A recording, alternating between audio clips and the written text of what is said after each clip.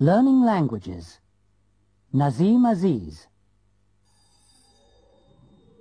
I was only 7 when my family came here. I'd never been to school in Pakistan, and I suppose I started learning English straight away when I started school here. I never actually learned it. I was just chucked in with a lot of English kids. I reckon they thought I was really thick at first, but I didn't understand a word. Anyway, I just picked it up. It's weird because I haven't got a Pakistani accent. That's because I didn't learn English there. Some families use English at home in Pakistan, and they'll never lose their accent. Everybody says I sound like a Liverpudlian because I went to school in Liverpool, and I've always lived here. Bernard Lefort. I have studied English since 5 years in France. We studied at school and we learned the grammar and we translated everything into French. I started at the age of 12. I think I do not speak well. I am very slow, but I can understand everything I read very good, very well. I do not like to make mistakes, so I do not speak too much. I am living in Paris, and I meet English people in my work. I have a very French accent, but this is not important. I am French, and I am happy when people know this. Anyway, the English, I think French accents are very romantic, yes? Luciana Rossi. I am Italian. I was born in Rome. I studied English at school. I began to study at 13. All our lessons were in English. The teacher only translated some difficult words. I think I had a good basis at school, and then I went to England for the summer. At the beginning, everybody spoke very quickly and I couldn't understand much, but after a few days it was easier, and everything I had learned came back to me. I didn't go to a school in England, but I met my husband there. He's Scottish, and I thought his accent was very difficult at first. Now it's no problem. We live in Scotland. Jesus Garcia. I didn't study English at school in Mexico, and I started to learn at evening classes when I was 22. It was only 2 evenings a week, but I enjoyed the lessons. After 2 or 3 years, I went on holiday to the States and picked up a lot of expressions. Then I saved up and went to a language school in England for 2 months of 25 hours a week. There were all different nationalities in my class, and we had to speak English. Anyway, I reckon my English is okay now. I work in Mexico City, and I use English a lot in my job. I'm a travel agent.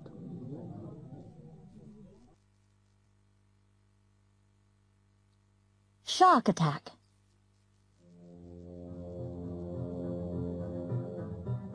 California lifeguard Casimir Pulaski was paddling with his surfboard in the Pacific Ocean off San Luis Obispo when a shark attacked him. I had swum about 13 miles, and I was about 1.5 miles out when suddenly something came straight up out of the water, knocking me off my surfboard and into the air. I didn't know it was a shark until I surfaced again. Then I saw this big fish swimming around with my surfboard in its mouth. I could see its long gray dorsal fin, and I thought, oh my God, it's a great white shark.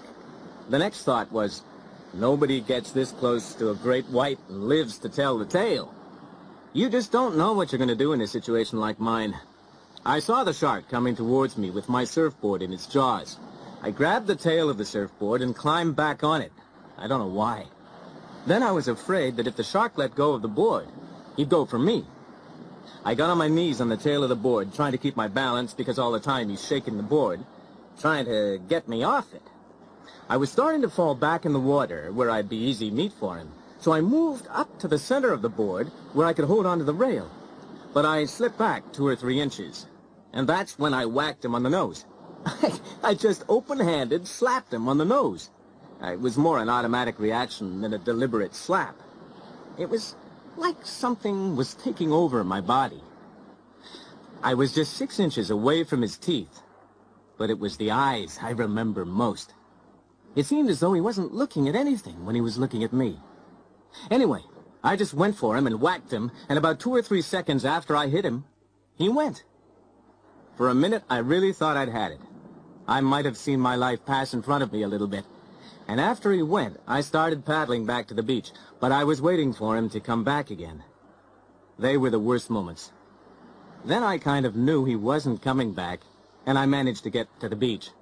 I stood up and looked at my hands and feet, practically counted my fingers and toes to make sure everything was intact. I couldn't believe I got away without a scratch. When I recovered my surfboard later, it had big teeth marks in it.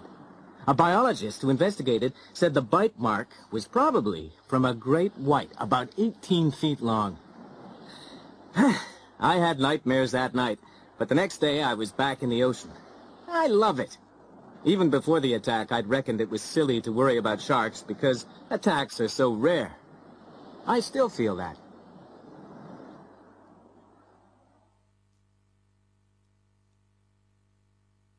The Yellow Bulldozer. The house stood on a slight rise just on the edge of the village. It stood on its own and looked out over a broad spread of West Country farmland. Not a remarkable house by any means. It was about 30 years old, squattish, squarish, made of brick, and had 4 windows set in the front of a size and proportion which more or less exactly failed to please the eye. The only person for whom the house was in any way special was Arthur Dent, and that was only because it happened to be the one he lived in. On Wednesday night it had rained very heavily. The lane was wet and muddy. But the Thursday morning sun was bright and clear, as it shone on Arthur Dent's house for what was to be the last time. It hadn't properly registered yet with Arthur that the council wanted to knock it down and build a bypass instead. At 8 o'clock on Thursday morning, Arthur didn't feel very good. He woke up blearily, got up, wandered blearily round his room, opened a window, saw a bulldozer, found his slippers, and stomped off to the bathroom to wash. Toothpaste on the brush, so, scrub. Shaving mirror, pointing at the ceiling. He adjusted it. For a moment it reflected a second bulldozer through the bathroom window. Properly adjusted, it reflected Arthur Dent's bristles. He shaved them off, washed, dried, and stomped off to the kitchen to find something pleasant to put in his mouth. Kettle, plug, fridge, milk, coffee, yawn.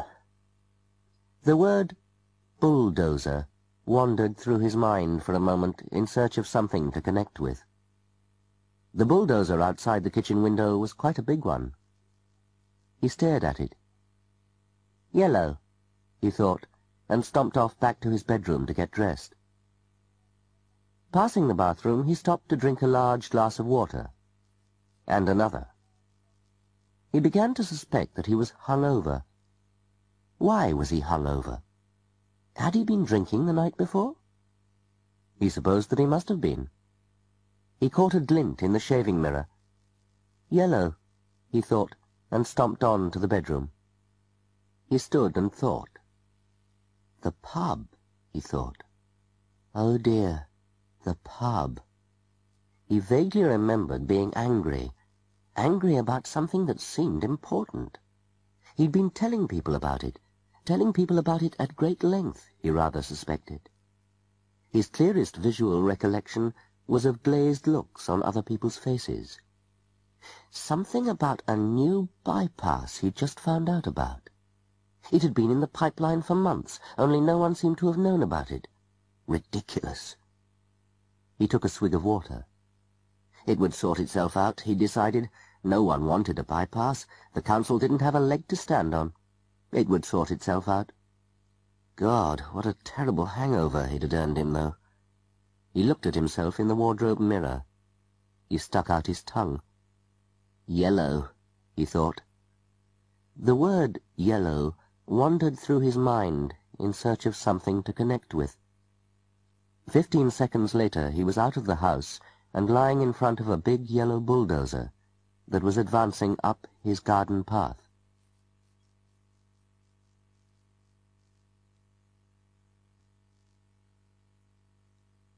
The rumour.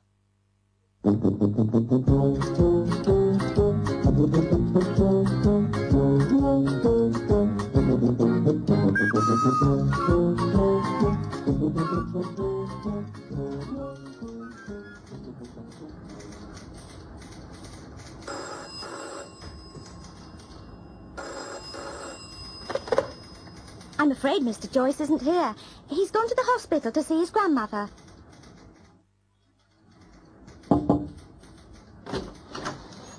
Is Mr. Joyce here? No, he's gone to the hospital. Oh, he wanted me to wash his car. Did he leave the keys? His car isn't here, I'm afraid. The police towed it away. Did you hear that Mr. Joyce had gone to hospital? No. What happened? A car crash, I think. Anyway, the police have towed away the wreckage. Oh, dear. I saw an ambulance on my way to work.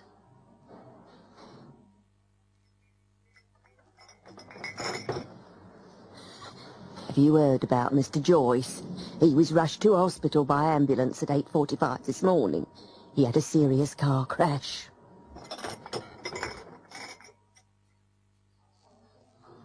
Perhaps we should send Mr. Joyce something. How about some fruit? I saw some very nice strawberries this morning. I was told that Joyce was allergic to strawberries. Has anyone told you about Mr. Joyce? No? What about him? He crashed his car. It's a complete write-off. He's in hospital. Intensive care, I heard. Oh, are they going to operate? Well, I'm not sure. I heard that he's got a lot of allergies.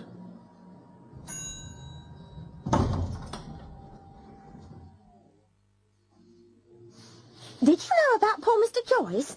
He's in hospital after a terrible car crash, but they can't operate because he's allergic to antibiotics. My sister was treated for her allergies by a Swiss specialist.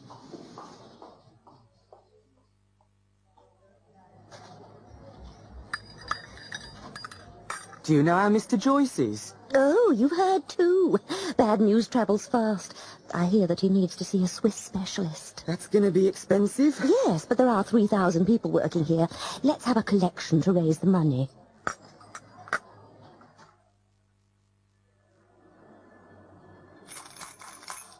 We're collecting for Mr. Joyce. Who's he? He works in the accounts department. He had an awful crash. They're flying a surgeon in from Geneva. He'll never work again. Oh, dear. Well, here's £1.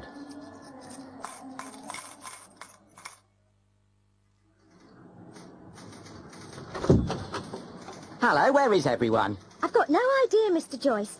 How was your grandmother? Oh, she was fine. Wasn't a heart attack, just indigestion, that's all. I'd better go and collect my car from the police station. You know, I'd only parked on a double yellow line while I was getting her some flowers, and they towed it away.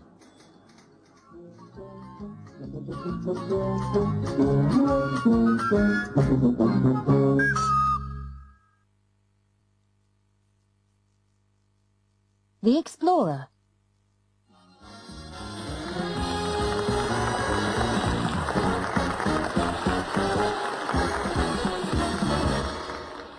Good evening, and welcome to the Patrick Logan Show. On tonight's show, we're going to meet Broderick Foyle, the scientist who believes influenza comes from outer space. Moira Robinson, the author of Super Housewife. And we're going to hear the latest song from Shining Teeth. Our first guest needs little introduction from me. He's climbed Mount Everest, gone down the Amazon by canoe, and crossed the Sahara Desert on foot. Ladies and gentlemen, it's Richard Mills.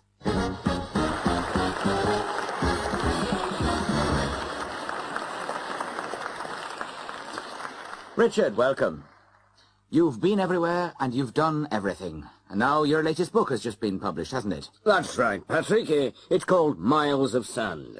I've been reading it this week, and there are some pretty fantastic stories in it. They're all true, Patrick, all true. I'm sure they are.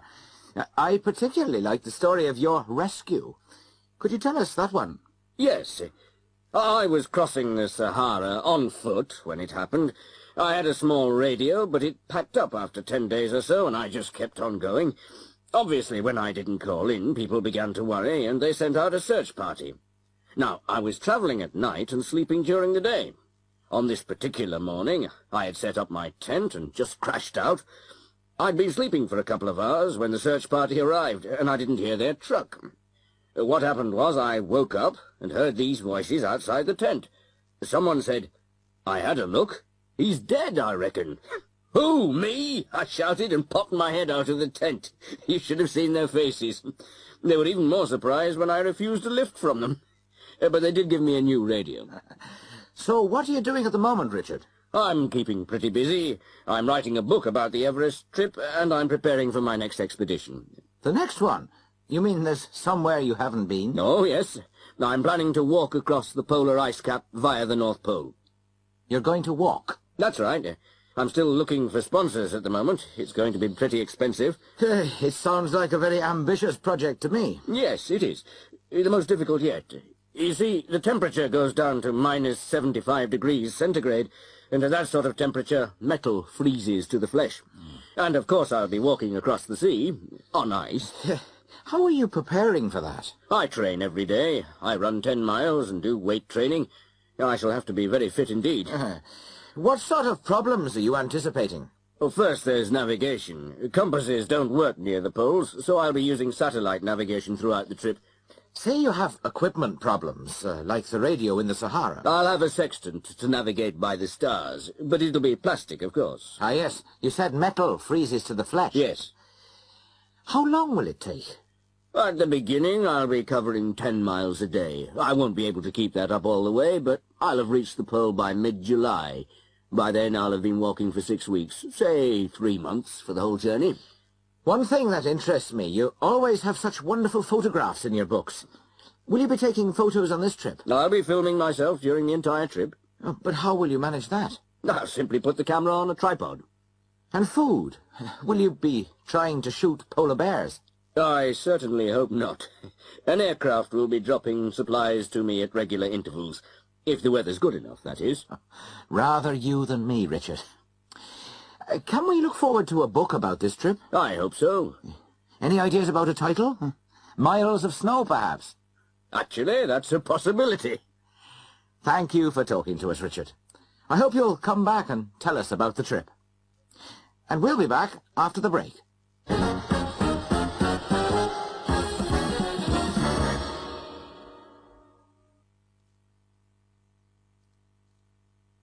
Describing a picture. 1. Well, I really go for posters. I've got 5 or 6 in my room. Some of them are really cheap, 75p or something.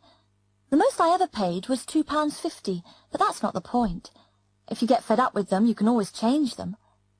You can get all sorts of posters.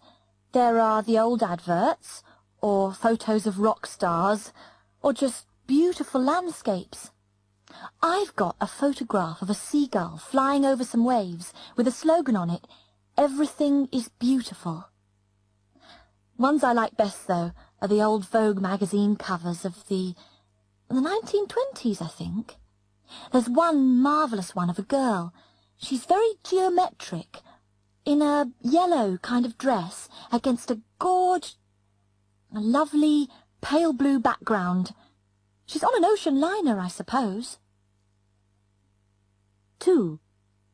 Yes, we've got a picture. Horses. We bought it in Walco. It's got a lovely frame, kind of brown cloth with a strip of gold running round it. It was only about 30 quid. I don't know much about art, but I know what I like. They say it's an original painting, but I reckon they do them on a production line. We just decorated the room and it matched the wallpaper. That sounds a bit odd, but why not? Anyway, I've always liked horses. 3. I bought that years ago. It's by Van Gogh. It was pretty reasonable, really. About £7. And that included the block mounting. I know it's only a cheap reproduction, but I've always loved that painting. There was a reproduction at school. It's the colours, I suppose, and the texture. You can see the thickness of the paint, even if it's only a reproduction. Anyway, I'd rather have a cheap copy of a masterpiece than an original of something that's mediocre. 4. We haven't really gone in for many pictures. You see, we've always been in rented flats, and it hasn't seemed worth it. Well, a calendar in the kitchen with views of Scotland, perhaps, and that collage of family photos. Maybe a poster over a damp patch on the wall. What I do buy, though, is books. Books of paintings. This is from a Beryl Cook book. Isn't it lovely? There's such a sense of humour, a kind of childlike quality that I really love. 5. That's a screen print. It's a limited edition, actually. That means they print perhaps 100 and then destroy the plates. This particular one appealed to me very strongly. There's something so clean and simple about it. Photorealism. I love it. My husband says it does nothing for him. He thinks it's pretty awful, in fact. But then again, he hasn't got much taste. Not when it comes to art.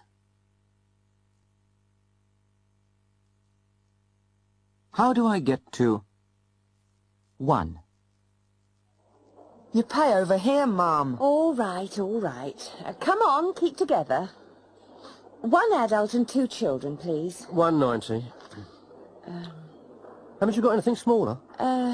No, I'm afraid I haven't.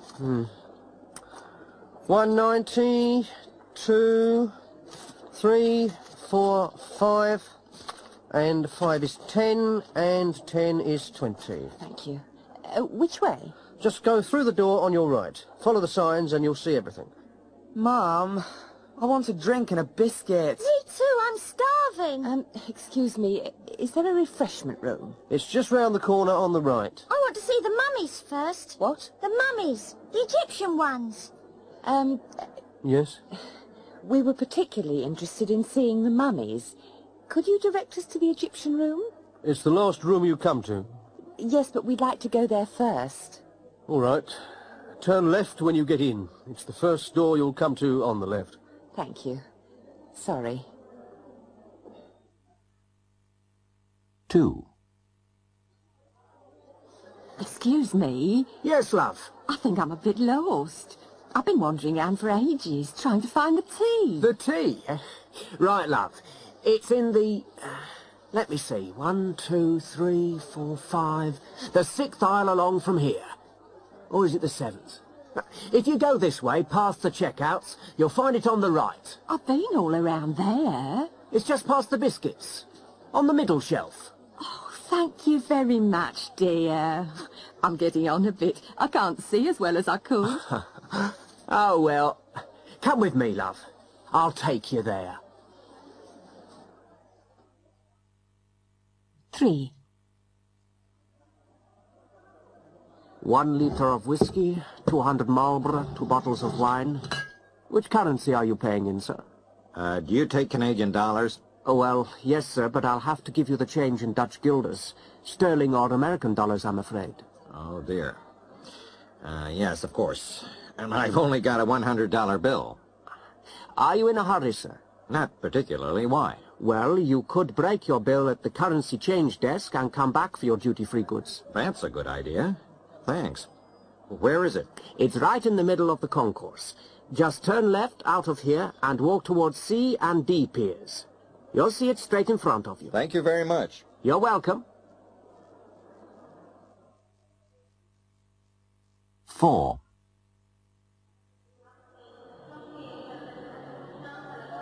Yes, madam. Can I help you? I've got a connecting flight to London. Let me just find my ticket. Yes, it's BA 208. Right. Is your luggage checked through? Yes, it is. It leaves at 14:30 from gate 27 on Pier B. Smoking or non-smoking? Non-smoking. I prefer an aisle seat if you've got one. Yes, that's fine. Seat 5D. Is there somewhere to get a coffee? Of course. Right over in that corner, between B Pier and A Pier. Can you see it? Yes. Thank you very much. It's a pleasure. Yes, sir. Can I help you? 5. Excuse me, miss? Yes, madam? I can't find the pet food. I expect I've just walked past it or something. Can you tell me where it is? Pet food. Oh, it's opposite the frozen meat cabinet. The frozen meat? Where's that exactly? It's near the back. Look, just go towards the back of the shop, and it's the... Let me think. The second aisle in from the right-hand side. The pet food's about 3/4 of the way along, on your right. Thank you so much. 6. Excuse me. Yes, miss. I particularly wanted to see the Victorian room, but I seem to have missed it. It's in the far corner, miss. Just go out of that door and turn right. Walk through the main hall and you'll see 2 doors in front of you. Go in the left-hand one. That's the Roman room. Ah, I've been in there already. Yes, you must have come out of the wrong door. Anyway, once you're in the Roman room, take the door on the left. That's the Victorian room. Thank you. Thank you very much.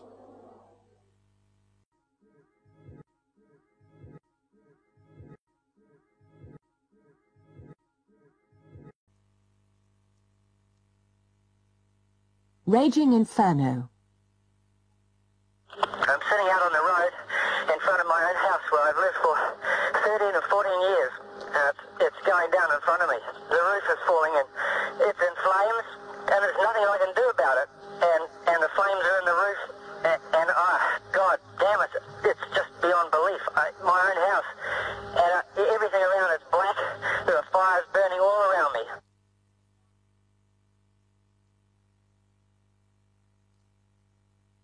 The language of advertising. A.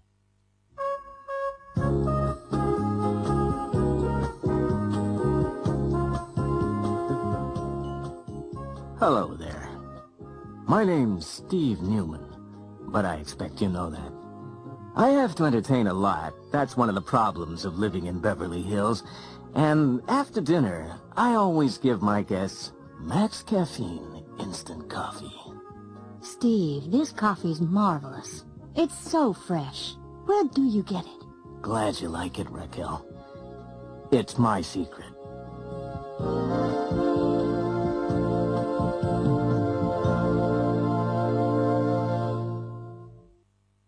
B.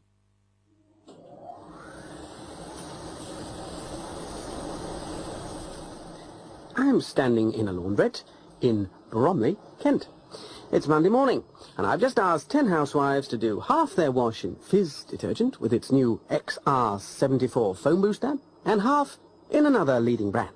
Well, all of them agreed that Fizz with new XR74 washed whiter, cleaner, and fresher. Fizz with XR74. For families, use Fizz. For families, use Fizz. C.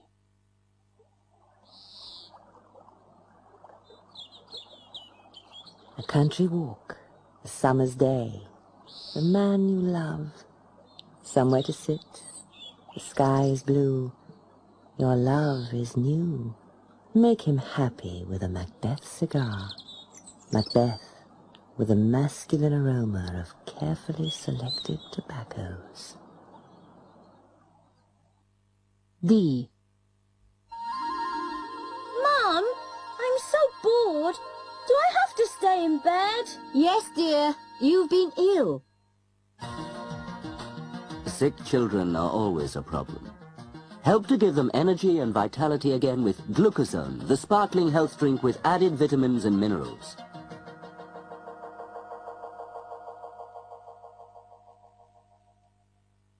E. Did you enjoy your meal, sir? Thank you. May I have the bill? Here you are, sir. I see.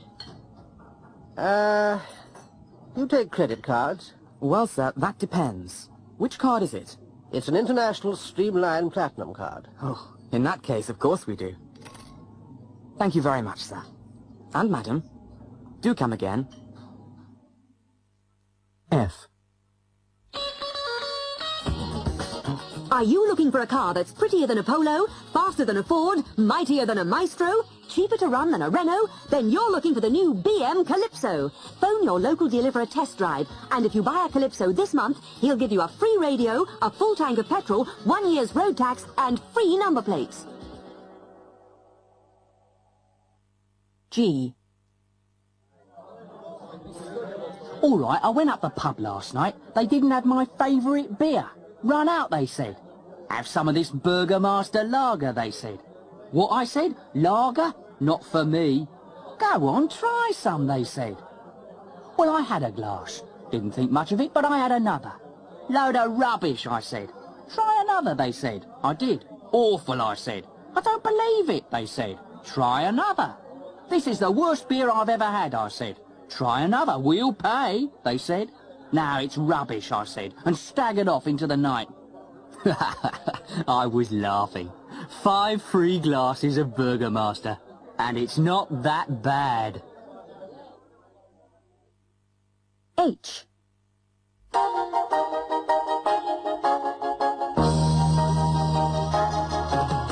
Don't forget, Johnson's January sale starts Monday the 28th of December in Johnson's stores in Bournemouth, Southampton, Portsmouth, Brighton and Canterbury. Johnson's January sale, 9 o'clock on the 28th. I.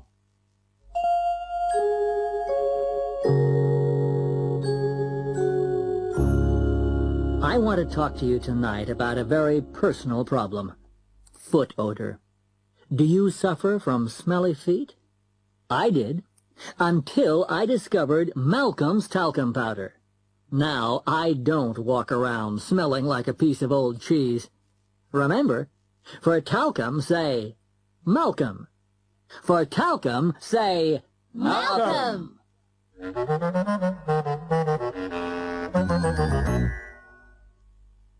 J.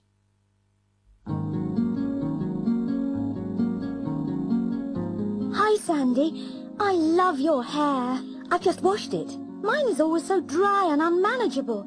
Yours looks so clean and natural. That's because I use Ariel conditioner. It's naturally balanced for dry hair. It's been tested for years, and it's safe enough even for a child. I'll try some. Can I borrow yours? Buy some. You'll be surprised. It's the cheapest on the market.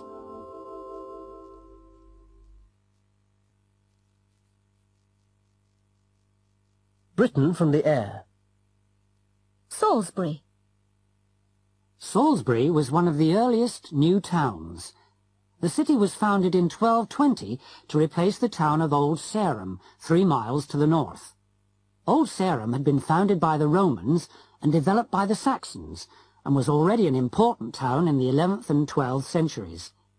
The water supply was poor, though, and so the town was moved to its present site, where smaller rivers join the River Avon. The most striking feature is the cathedral, which was founded at the same time as the town. It was built between 1220 and 1258, and is thought to be one of the most beautiful in Europe. The spire is 404 feet high, making it the tallest church in Britain, and was added in 1334. The cathedral is 473 feet long. Salisbury is a market town for the surrounding agricultural area, and a shopping centre for the large numbers of military bases to the north of the city, on Salisbury Plain. It's also a tourist centre, because of the cathedral and old town, and because of Stonehenge, which is 10 miles north-northwest of the city. It's situated in central southern England, about 30 miles inland from the south coast, and 83 miles west of London. The city centre is particularly pleasant, as a ring road takes heavy traffic away to the east. Carnarvon. Carnarvon is the usual spelling, that is C-A-E-R-N-A-R-F-O-N nowadays, although older maps use the English spelling, C-A-E-R-N-A-R-V-O-N. As it's the centre of the area of Gwynedd, which is 75% Welsh-speaking, the Welsh spelling is preferred. Gwynedd, by the way, is G-W-Y-N-E-D-D. It's situated in North Wales and has always been an important strategic and military site. The Romans built a castle here in AD 78. The present castle was started by King Edward I in 1283 and completed in 1322. His son was born here in 1284 and became the first Prince of Wales. Prince Charles was invested as Prince of Wales at the castle on July 1st, 1969. The castle at the top left is one of the finest surviving castles in Britain. The old town wall is still in good condition. The population is 10,500, and the town is a market centre and a tourism centre for the Snowdonia National Park. There is no railway, the nearest station being at Bangor, 9 miles away. It's famous for sailing and fishing. Sea and river fishing are both excellent, which adds to the town's attractions. Durham. Durham, in County Durham, is in the northeast of England, about 14 miles from Newcastle and 260 miles from London. It is built on a bend in the River Wear, and it grew around the Norman castle which was built in 1072 to protect England from the Scots. A wall blocked off the peninsula. The cathedral was begun in 1093 and has been called the finest Norman building in Britain, if not in Europe. The religious schools developed from the 15th century onwards, eventually becoming the University of Durham in 1832. It is England's third oldest university, after Oxford and Cambridge. Durham is an administration and market centre, and although it is surrounded by coal mining villages, it has remained reasonably quiet and beautiful. The present population is 24,777. Liverpool. Liverpool is one of Britain's largest cities. The city population is 605,600, but the population of the Merseyside conurbation is more than 1.25 million. Its most famous inhabitants are probably John Lennon, Paul McCartney, George Harrison and Ringo Starr, and Liverpool has built a £1 million Beatles museum. Its fame in the world of football is as widespread as its fame in pop music, with Liverpool Football Club being the most successful European team of the late 70s and early 80s, winning the European Cup 3 times. However, there's a lot more to Liverpool than just music and football. It developed very quickly in the 18th and 19th century as Britain's major Atlantic port. It was a centre for the cotton trade and manufacturing industry, as well as a centre for ships taking part in the infamous slave trade. At one time, there were 7 miles of continuous docks along the River Mersey. The river is crossed by 2 tunnels, a railway tunnel built in 1886 and a road tunnel, the Mersey Tunnel, in 1934. For many years, ferries were the main way across the river, which has no bridges at this point. There are also 2 20th century cathedrals, one Church of England, the other Roman Catholic.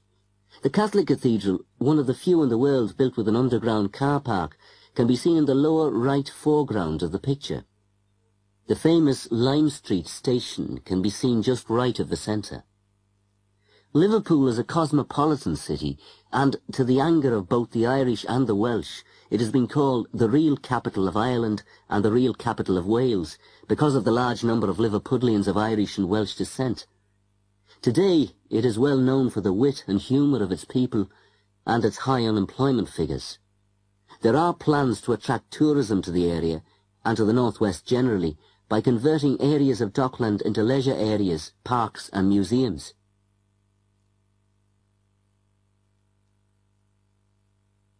The town that is going to die. You can take either the Cerdawi route or the Llanelli road. Cerdawi's the better road, but the Llanelli way's shorter. It's up to you, really. I'll tell you the short way anyway. Go about 2 miles up this road until you get to Llanelli. Just after you leave Llanelli, you'll see a turning on the left, the B4007. Keep going along here for about 2 miles or so, past the Tredawi mine on your left. Go down the hill into the town and you'll come to a roundabout. Turn left, past the post office, and go on to the next junction. you'll see a church on the other side of the road. Bear right and carry on to the next fork in the road. Take the right fork and look out for a little road. It's a track, really, on the right. It's easy to miss it. Go 100 yards or so up the track and look at the field to your left. That's the site for the reactor.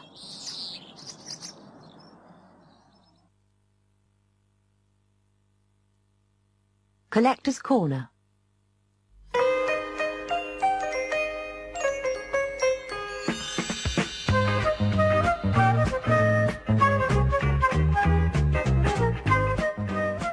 Good afternoon, and welcome to another edition of Collector's Corner.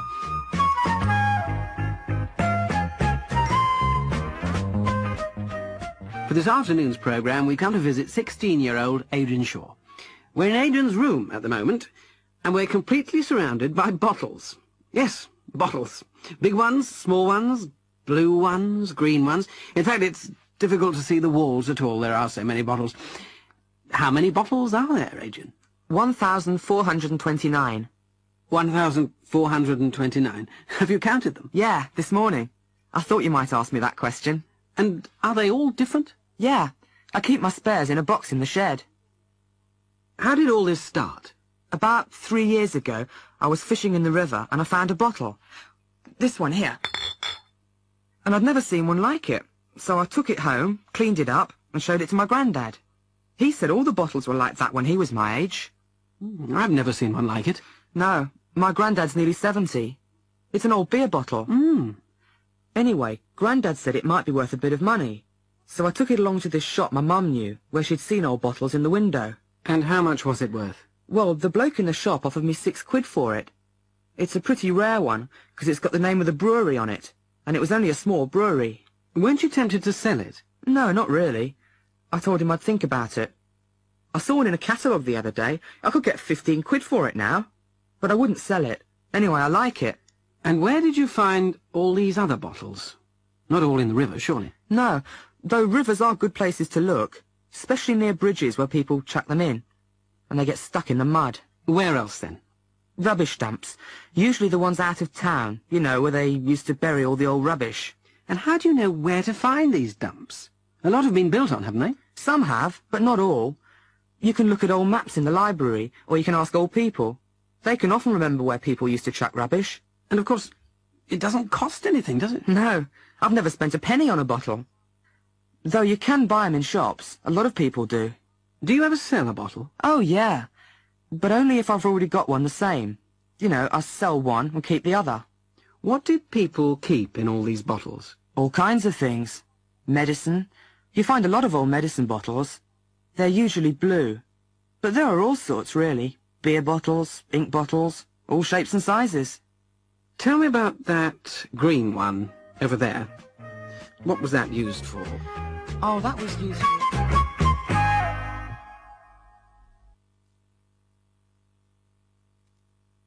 Sequences. Car wash. Brian was extremely proud of his car. It was his first new car after years of second-hand disasters, and he had saved long and hard to get it.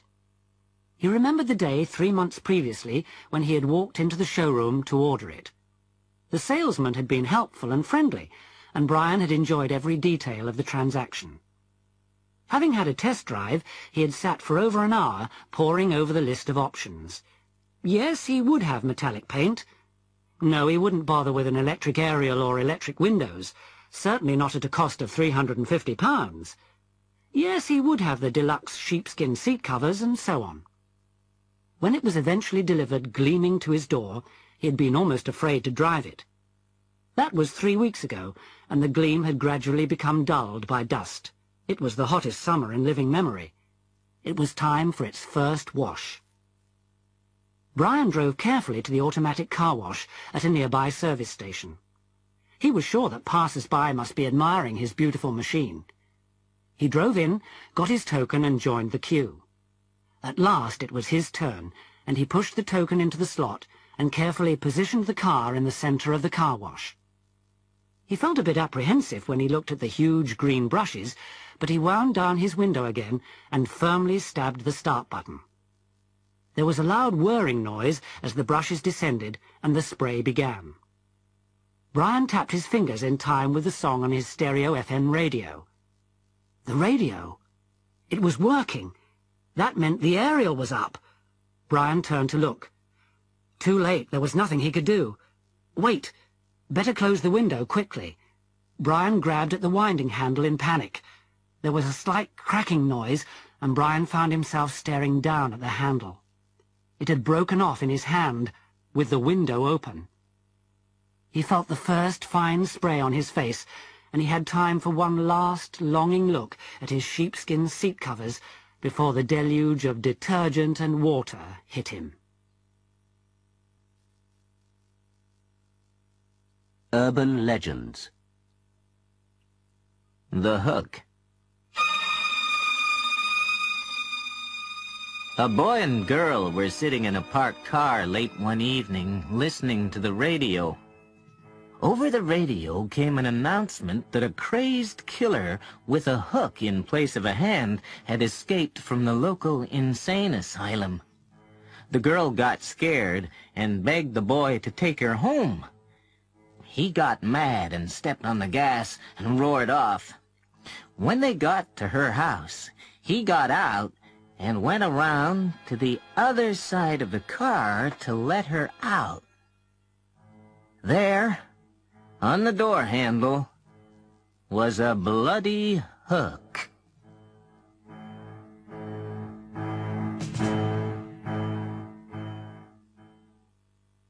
The Vanishing Hitchhiker.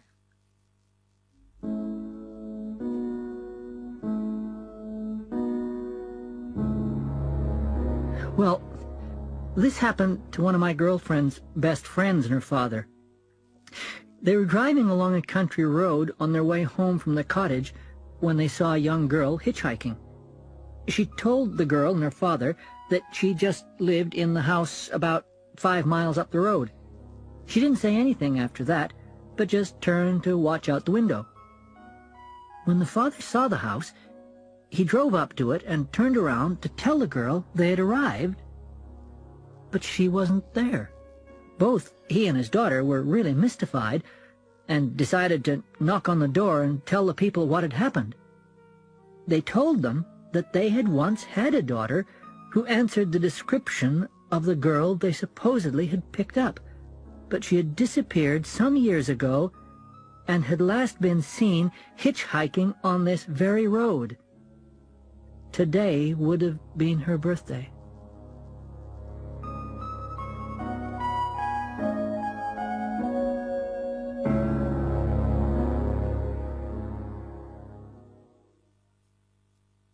The Mouse in the Bottle.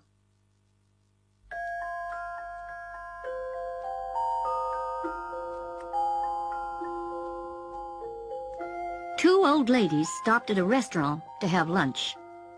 They ordered their lunch and asked for 2 bottles of a well-known soft drink while they were waiting. The bottles were made of green glass, and they each poured themselves a glass. They were chatting away and drinking, and one of them finished the first glass and poured another. She noticed something in the bottom of the bottle, but couldn't make out what it was. She tried to get it out, and finally succeeded. It was a decomposed mouse. They both fainted and had to be revived. Anyway, they sued the soft drink company and got thousands of dollars.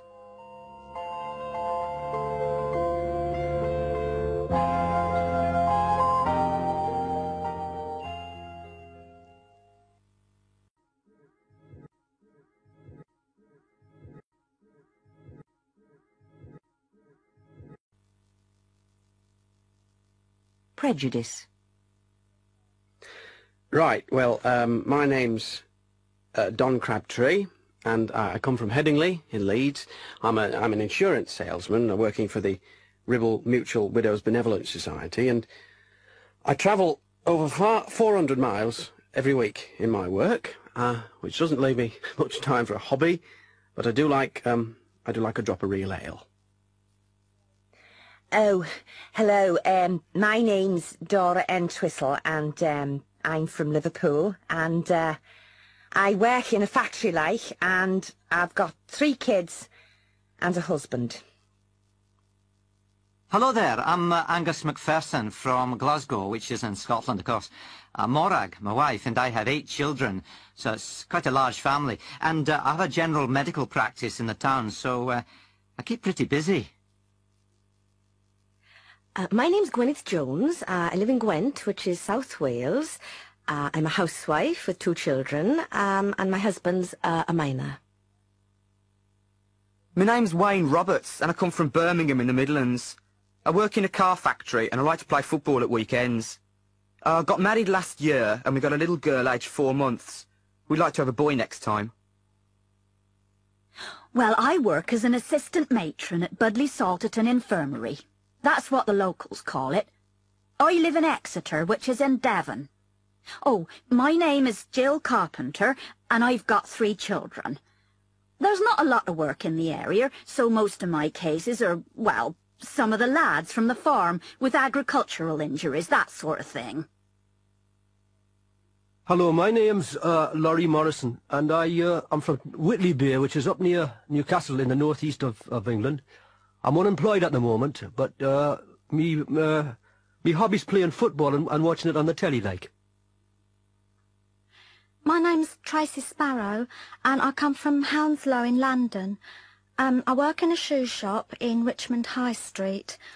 I never really go away on holiday because, well, I just think London's the greatest city in the world and I wouldn't want to leave it.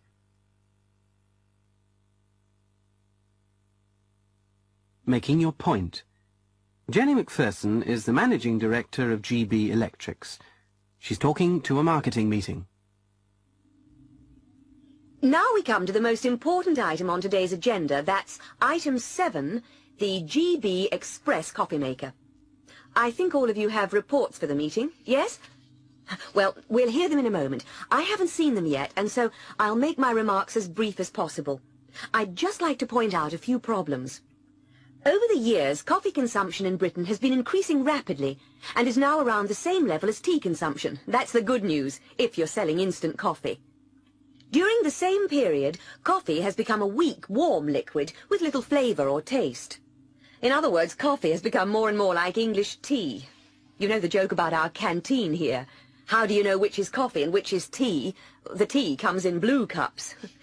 When we began selling filter machines, our initial sales were low. On the other hand, the profit per machine was high. And what is more, sales have doubled in almost every year since then. The British public are slowly beginning to develop a taste for real coffee, by which I mean filter coffee. Our new machine, or so I've heard, is a great improvement. Imported machines from Italy and Holland are beginning to sell well, and unless we make a positive move, we'll be too late. The public will identify espresso coffee with imported machines. After all, they are an Italian invention. From another point of view, we could say that a British manufacturer will not do well in this market, and that we might be safer to promote our filter machines, which of course are considerably cheaper. The last thing I want to say before hearing your reports is that I still have an open mind. It's up to this meeting to come to a conclusion either way.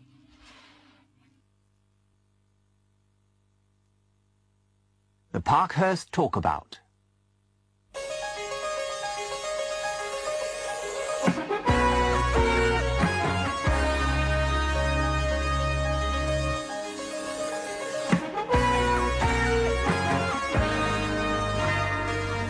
Good evening and welcome again to the Michael Parkhurst Talkabout. It is now some years since the government introduced the Sex Discrimination Act, which was intended to ensure equality of opportunity for men and women. We wondered whether the act had been successful, and our 4 guests tonight are discussing the general question of equality of opportunity. Bernard Blackburn, journalist and broadcaster.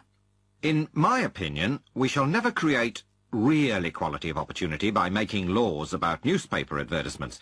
You know, you have to advertise for a salesperson nowadays rather than a salesman or saleswoman. I'm not saying that these things are unimportant, but basically, by the time children get to 4 or 5, they have already been conditioned into their social roles. It starts in the cradle. Girls in pink, boys in blue. I heard about an experiment a few years ago where they took a small baby and dressed it in blue. Then they asked several mothers to play with it. They bounced it up and down and tickled it and said things like, "You're a rascal, a real little devil," and "Ooh, what a big, strong boy you are." And they laughed when it yelled and shouted. Well, then they dressed the same baby in pink and got another group to play with it. They cuddled it and said, "Aren't you pretty? What a lovely little girl." As soon as it got noisy, they tried to hush it and calm it down. Now, that's where sexism begins. And that's long before we give the girls dolls and toy saucepans to play with and give the boys cars and guns. Helen Grant, university lecturer. I feel there's a long way to go before we can talk about equality of opportunity. Men still expect their jobs to take priority. Even where both partners work, too many men still expect the woman to cook meals and do housework. I mean, go into a supermarket at lunchtime. It's full of working women giving up their lunch hour to do the family shopping. How many men would expect to do the same? They're probably spending the lunch hour laughing and joking about women. The same old tired jokes go on forever. Women drivers, mothers-in-law and sexy secretaries. Secretaries, that's another absurdity. Imagine an office where a man and a woman are doing similar jobs.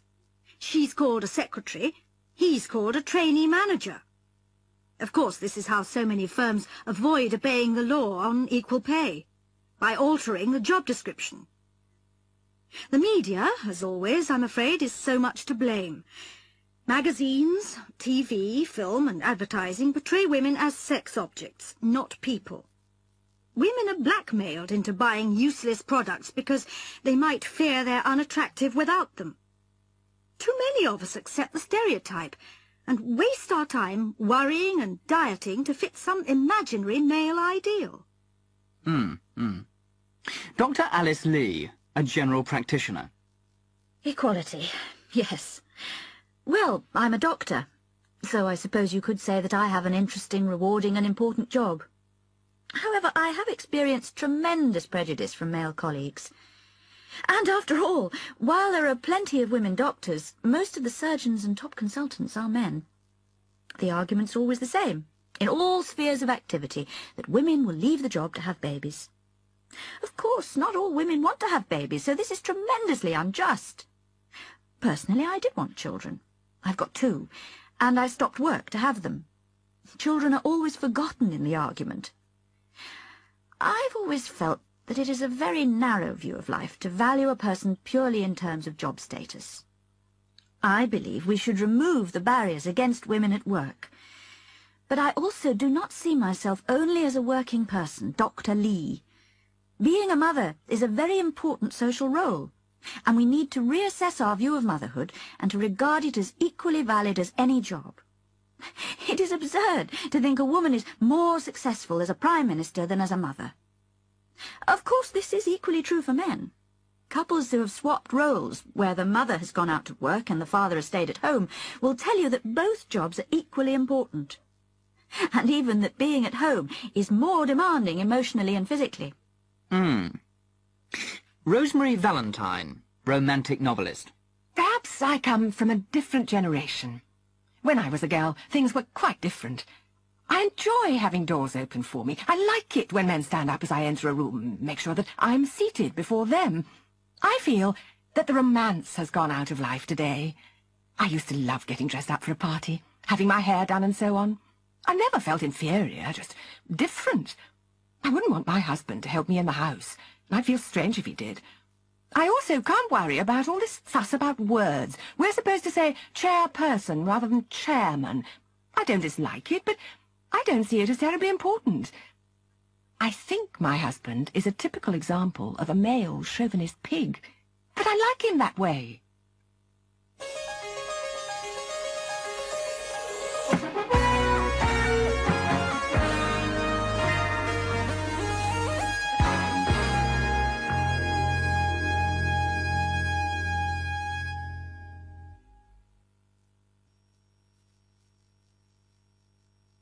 Rules and regulations.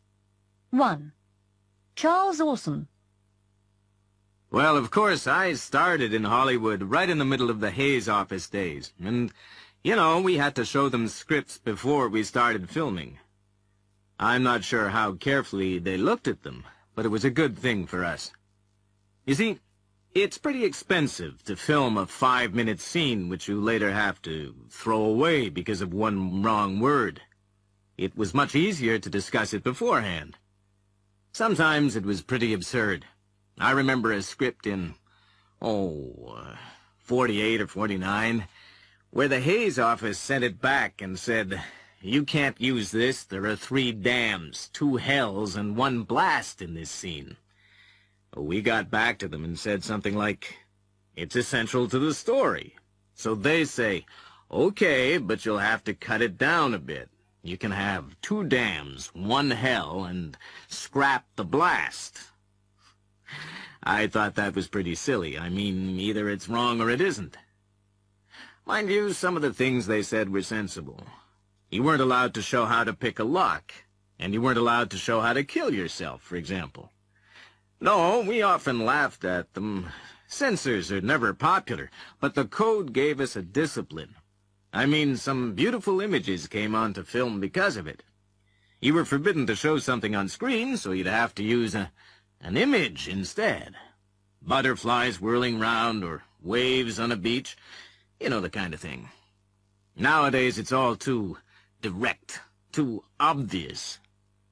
There's no mystery left in the cinema. I was against censorship all my life. But when I see some of the stuff little kids are watching, I think maybe it's gone too far in the other direction. I mean, you have to draw the line somewhere. You really do. 2. Bourne Hall. Julie is a new student at Wessex University. She's just arrived at her hall of residence, Bourne Hall. She's talking to Tricia, a second-year student.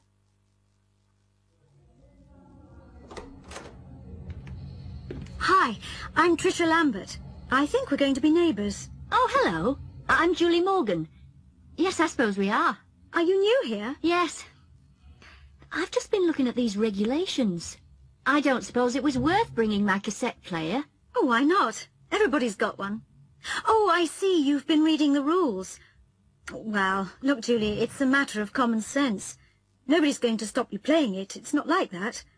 It's just that you mustn't stop other people working. No, I wouldn't want to do that. I won't play it late. You don't have to worry. All you've got to do is check with the others on this floor. Usually they won't mind a bit of music. But it's not allowed after 11. You're not supposed to play it late, of course. But I'm sure you'll find it's all right sometimes. 3. On the bus. Annette's on a bus.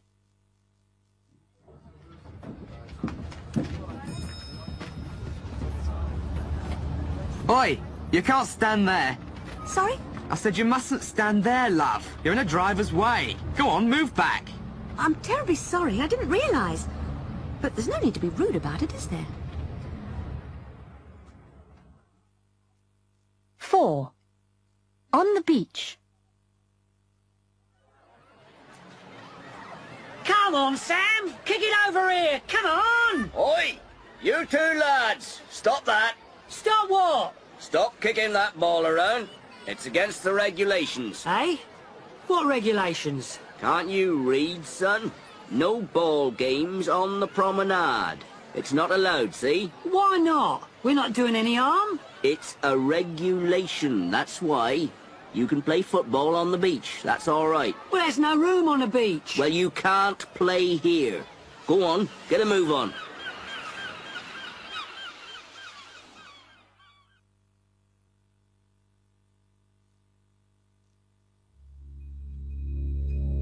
Alas.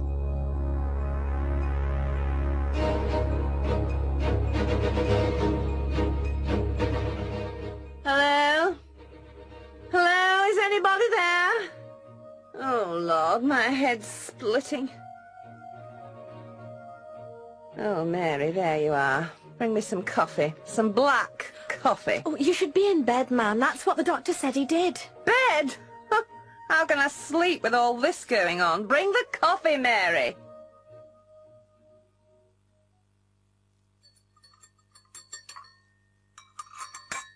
Ah, this is a surprise. We haven't seen you at breakfast for years. What's happened? Summer sale at the off-licence? That's enough. Just like your father, you know. Just like him. But a bit brighter, eh? Just a bit brighter. I sometimes think you're worse. You're not like me. Not at all like me. Thank goodness for that. Hello. Nice to see you up so early. Good morning. Has anybody seen my husband yet? Why? Has he left you? Very funny. No, I just thought he'd be here. He said he was going straight down to breakfast. Perhaps he's run away. Wouldn't be the first time for you, would it? What do you mean? Come on, what are you trying to say exactly? Yes, leave her alone. There's no reason to start on her. Hello, everybody. What's all the fuss about, eh? It's nothing, darling. Just your delightful brother, as usual. Just my sense of humour, that's all. I thought I told you to leave her alone. You often have to say that to people. Why, What's going on here? Can't we have breakfast in peace for once? Sit down, both of you. I won't have squabbling in the house. Well, when I was a lad, I'd done 2 or 3 hours' work before breakfast. I didn't get where I am today by squabbling. Where's my scrambled eggs? I've got a meeting at 9 o'clock. A meeting? You didn't tell me about a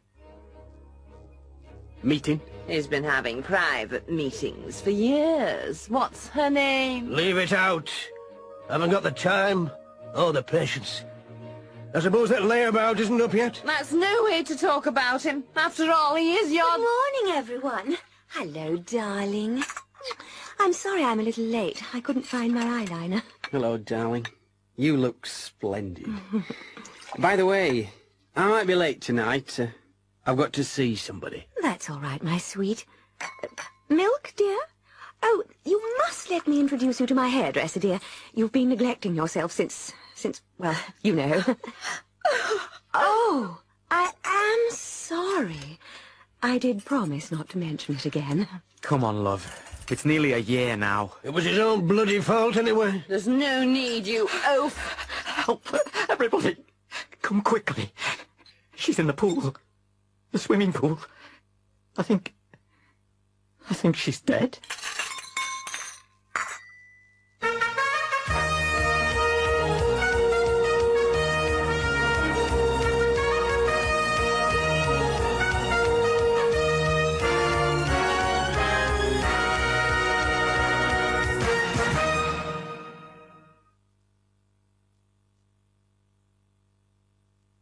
Relay. This is Craig Walton of Southern Radio Sport, here at the Intercity Athletics Championship at Wembley Stadium. I've just heard that they're ready to begin the draw for one of the week's most popular events, the men's 4x100 metre relay. So we're going over to the committee rooms.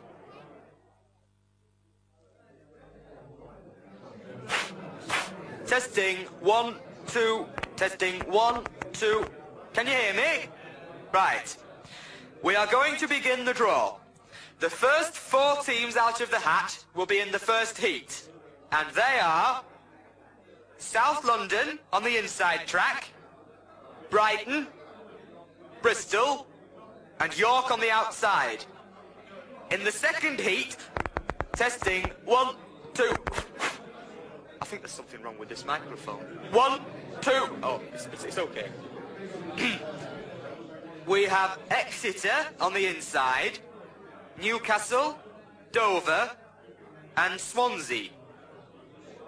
And in the third heat, we shall have Leeds on the inside, Liverpool. Quiet, please. Quiet! And... Which switch? Oh, it's on again. Sorry about that. 1, 2. Liverpool, Cambridge, and Nottingham. And in the fourth heat, 1, 2, 1, 2.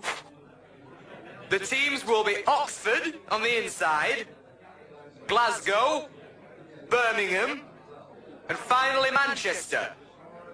That completes the draw for the... 1, 2, testing, 1, 2... Now listen to the heats. 1. They're lining up now for the first heat. They're ready. On your marks. Set. They're off to a flying start. Waters from South London's taken the lead as they round the bend. Then Gates, Tankard, Bell, Singh's taken the baton. Minster's in hot pursuit for York. Then the Bristol boy as they come up to the third stage. And it's Marley for London really moving there and riding. These two are well ahead into the fourth stage. Minder stumbling and the York boy is moving through. Yes, it's Roundtree in front. Then Minder straining to catch him. And that's it. Roundtree of York is first. Minder from South London second. Then Bristol with Brighton at the rear. 2. If you've just joined us, we're at the start of the second heat in the men's 4x100 metres relay. In many ways, this is the weakest heat with none of the favourites in it. They're on the blocks, Exeter in the orange on the inside, then Terry from Newcastle, Castle from Dover, and Llewellyn from Swansea in the green vest. On your marks. Set.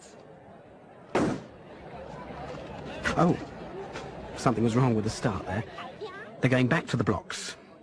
Very nerve-wracking when that happens. On your marks. Set. Oh, and Castle surging into the lead, going like a rocket. The other three bunched together. And at the baton, it's still Dover. Nothing to choose between the others as they come to the second change. And it's Dover, well in front in the yellow. More of Exeter making a challenge. Is he moving? Round to the last change, and Ferry's blocking Penburn of Exeter. Penburn can't get through. What is Ferry doing? And at the tape, it's Ferry of Dover from Penburn, Exeter, and D.F. Jones of Swansea, and North limping home for Newcastle. Of course, he injured his foot in the hurdles. But wait. Ferry has been disqualified for pushing. What a pity for Dover. After a great race. 3. Well, many would say that this was the strongest heat, perhaps the one most likely to produce the champion team. Cambridge must be the outsiders here, with Liverpool the clear favourites. But you can't write off teams like Leeds and Nottingham, who were so narrowly beaten last year. Sharp of Liverpool is just looking at his shoes. No trouble, I hope, for the Jamaican lad who's run so brilliantly for Liverpool. No, they're getting ready. On your marks. Set. And Sharp explodes into the lead with Clough just behind him and Lomax pounds ahead of Jones. But they're all keeping together at the baton, and Nottingham takes the lead after a clumsy change by Liverpool, now falling back into third place behind Leeds as they come up for the next change. That was better for Liverpool. Harrison is forging ahead, but Lawrence is keeping up with Nottingham. Chatterley takes the baton from Lawrence just ahead of Lenton, but these two are neck and neck and going like the wind. And at the tape, it's a photo finish, but I think Liverpool just ahead there. Yes, that's confirmed. And Liverpool have set a new British record of 38.12 seconds. In fact, the first three have all bested the previous record. 4. Lining up for the final heat. On your marks. Set. It's Bob Bruce in the lead from Vic Aston and Billy Kramer. What an athlete Bruce is, marvellous runner. And Macbeth's going to take himself into a good lead now for Glasgow, then Birmingham, then Manchester, with Oxford trailing as we come into the bend, and Campbell's off to a bad start. Look at Thompson. He's making a strong challenge, going past them all for Oxford. He's ahead of Glasgow at the change, and Hartley just has to run home. Yes, they can't catch him now. He's over the line with McLeish taking a good runners-up place for Glasgow. A great run from Thompson there. Now listen to the semi-finals. 1. There's a tremendous atmosphere here at Wembley as we wait for the first semi-final in the men's 4x100 metre relay. The first runners are getting prepared, and who can predict the result? York are the surprise semi-finalists, and a lot of people are shouting for them. On the other hand, Nottingham must be the logical choice, just beaten by Liverpool in that record-breaking third heat. Then again, Glasgow seemed unlucky in the fourth heat. They're on the blocks. On your marks. Set. It's Clough into an early lead in the white and red for Nottingham, with Bruce and Gates fighting for second place. Coming up to the change, and Forrest keeps the lead for Nottingham, running beautifully. Then Minster in the all-white strip for York. Macbeth into the second change. Oh, Campbell's chasing Lawrence at Nottingham. It's anybody's race. York's just behind as they go for the change. But Chatterley has dropped the baton. Chatterley has dropped. York are well ahead, and Glasgow run into second place. What a turnout for the book. York are in the final for the first time, and Chatterley is on the ground utterly dejected. But over now to the javelin. 2. Perhaps the second semi-final is a little more predictable. We have 4 good teams, but Liverpool must be unbeatable. That's Sharp talking to Waters, both men, of course, in the Olympic team, but that doesn't mean they won't be doing their best to beat each other today. They're getting ready. Oxford in dark blue, Liverpool red, South London white, and Swansea green. We're ready. On your marks. Set. And it's Sharp, Hornby in the blue, then Swansea in green, with Waters trailing for South London. They're coming. They're into the change. Beautifully taken for Liverpool by McCartney, and Cole of Oxford fighting Singh for second position. Bryn Jones lagging for Swansea. It's a race for second place, surely now, as Harrison races ahead. He's nearly 20 metres in front now as he comes up to pass the baton to Lenton. Oh, he's well ahead. Maybe this could be a record breaker again. Lenton's across the line, then Harley for Oxford, just a touch in front of Minder for London. Let's get the time. 38.09 seconds. Liverpool have just beaten their new record. Now listen to the final. Well, after yesterday's semi-final, there can't be much doubt about who's favourite for today's 4x100 metre relay.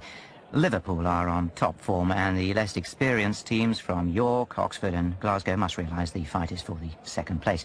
But no race can be a 100% foregone conclusion as we line up for the final. Sharp, as usual, takes the start for Liverpool. Oxford have changed the running order, with Thompson opening and Hornby taking the third stage. On your marks. Set. Gates for York, first off the line, but Sharp's with him. Thompson passes Bruce. They run for the changeover, smoothly taken. They're all together, not much to choose between them. McCartney edges to the front, but Cole's going like a steam engine.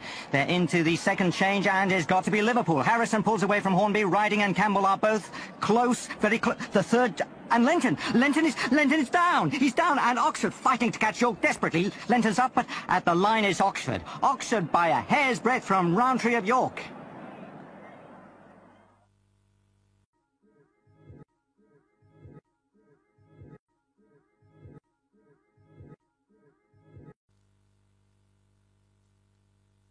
Ghost plane crash. We came alongside and looked into the cockpit, hoping to see, or wondering whether we were going to see a crew or a hijack in progress or whatever. And we looked in, and on the first pass, we weren't sure. John thought that he saw somebody in the front cockpit. Second time we came round, we managed to stabilize with the aeroplane in a close formation position. And we looked in and were able to see that there was nobody sitting at the controls. In many ways, it was a good thing that they were probably dead or unconscious at that time, in that if there'd been somebody in the rear waving at us, I mean, there was nothing we could do to resolve the problem, so it made things a bit easier for us, if you understand what I mean.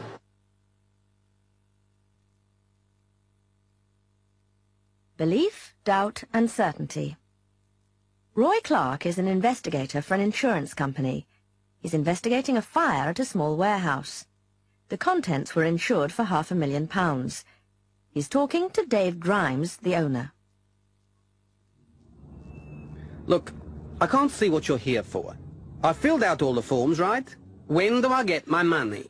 It's not quite that simple, Mr. Grimes. We have to be absolutely sure of every detail before we pay you. It's all on the form, isn't it? Yes, well, where did the fire start? Well, how should I know? It was 3 o'clock in the morning.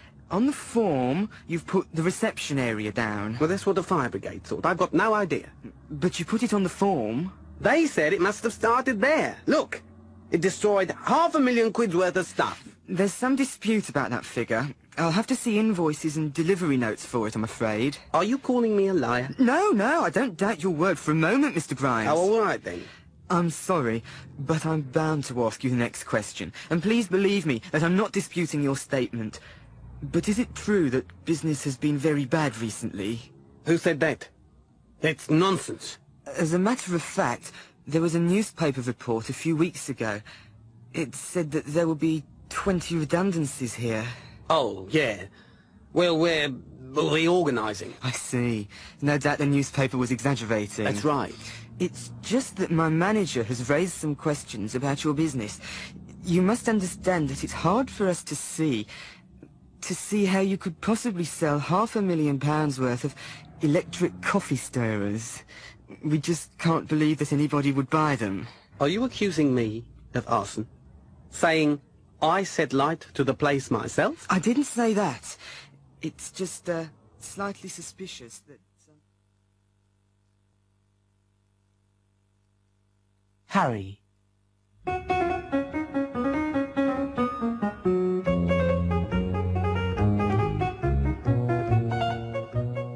In tonight's edition of Reflections, we are going to look at the problems of long-term prisoners. We took our cameras into several prisons, and our first interview is with a man we shall call Harry, although that is not his real name. He spoke to Chloe West about his career in crime. Harry, you're serving a 5-year sentence for robbery with violence. That's right. Perhaps you could begin by telling us about your early life. Yeah. Well, I grew up in South London. I was on my own a lot. See, my mother used to work down the fish market, and my dad, well, he ran off when I was just a nipper. Did you have any friends? Oh, yeah. All the kids from Arl Street used to meet up at the coffee bar. There was one at the end of the road. We didn't have much money, so we used to hang around there all day. We never used to go to the cinema or dancing or anything like that. We couldn't afford it. What did you used to do there? Oh, we just sat around, listening to the jukebox. Nothing special. When did you start getting into trouble? I suppose I was 14.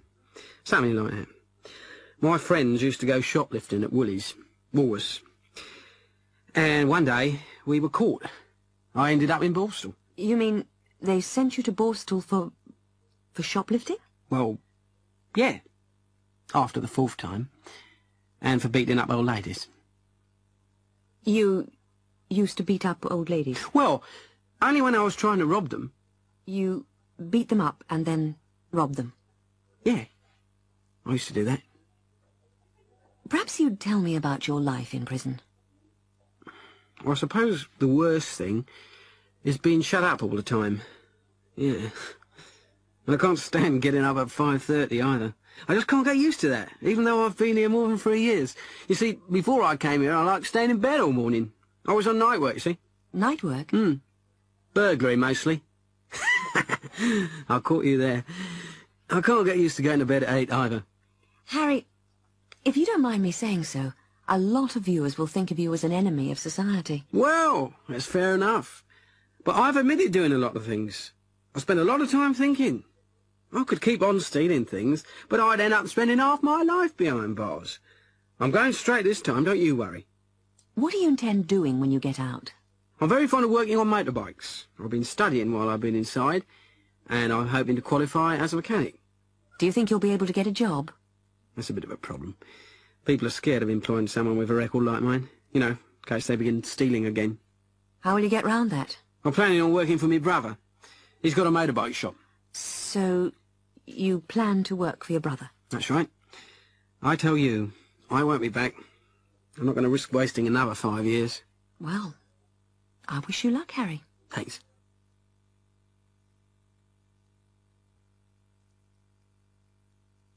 Medical advice.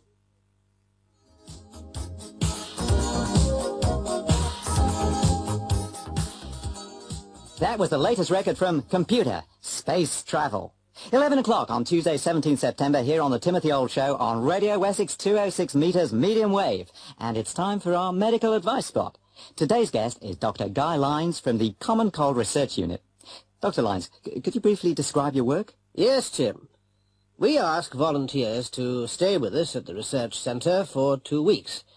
And we give them a cold. You give them a cold? That's correct. Actually, we give half of them a cold. That is, we infect them with a solution of cold germs. Oh. and the other half are given clear, plain water. They're a control group. Our researchers don't know which volunteers have been infected. How do you get volunteers? By word of mouth. It's like a holiday hotel, really. And of course, only half are infected. We can then study the effect of different cold treatments. So, have you found a cure yet? Not yet, I'm afraid. Although I'd like to get rid of a few old wives' tales. You get a cold from germs, not from wet feet or cold air or sitting in a draught. What advice would you give to cold sufferers, then? The oldest of all. If you treat a cold, it takes about a week to get over it. If you don't treat it, then it takes about a week to get over it. What about aspirin or hot whiskey and lemon? Of course, aspirin or a drink of spirits helps the symptoms. It makes the sufferer feel better, especially if they just go to bed and wait. It doesn't cure it, though. What about your research? We're finding good results from vitamins. Large doses of vitamin C, and I mean 5 or 6 grams a day, do seem to help some people if taken at the very first sign of a cold. Once it's started, though, it seems much less successful. Vitamins A and B6 also seem to help, but we have a lot more research to do. Interferon does give good results, but of course it's wildly expensive, and we can't really waste the limited supplies we have on cold research. Most of it is being used for cancer research at the moment. Interferon? Yes, I'm sure you've heard of it. Wasn't there a program about it on TV recently? There was. What's your final advice, then? Basically, go home, take plenty of liquid. Vitamin C certainly won't do you any harm, and it may help. Aspirin will make you feel better, but the best advice I can give is rest.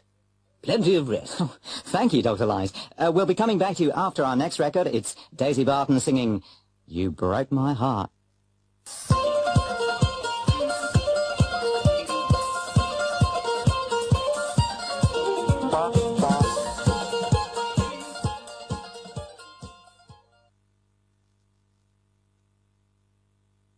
Artificial intelligence. Here is an example of ELIZA in operation. Men are all alike. In what way? They're always bugging us about something or other. Can you think of a specific example? Well, my boyfriend made me come here. Your boyfriend made you come here? He says I'm depressed much of the time. I'm sorry to hear you're depressed. It's true. I am unhappy.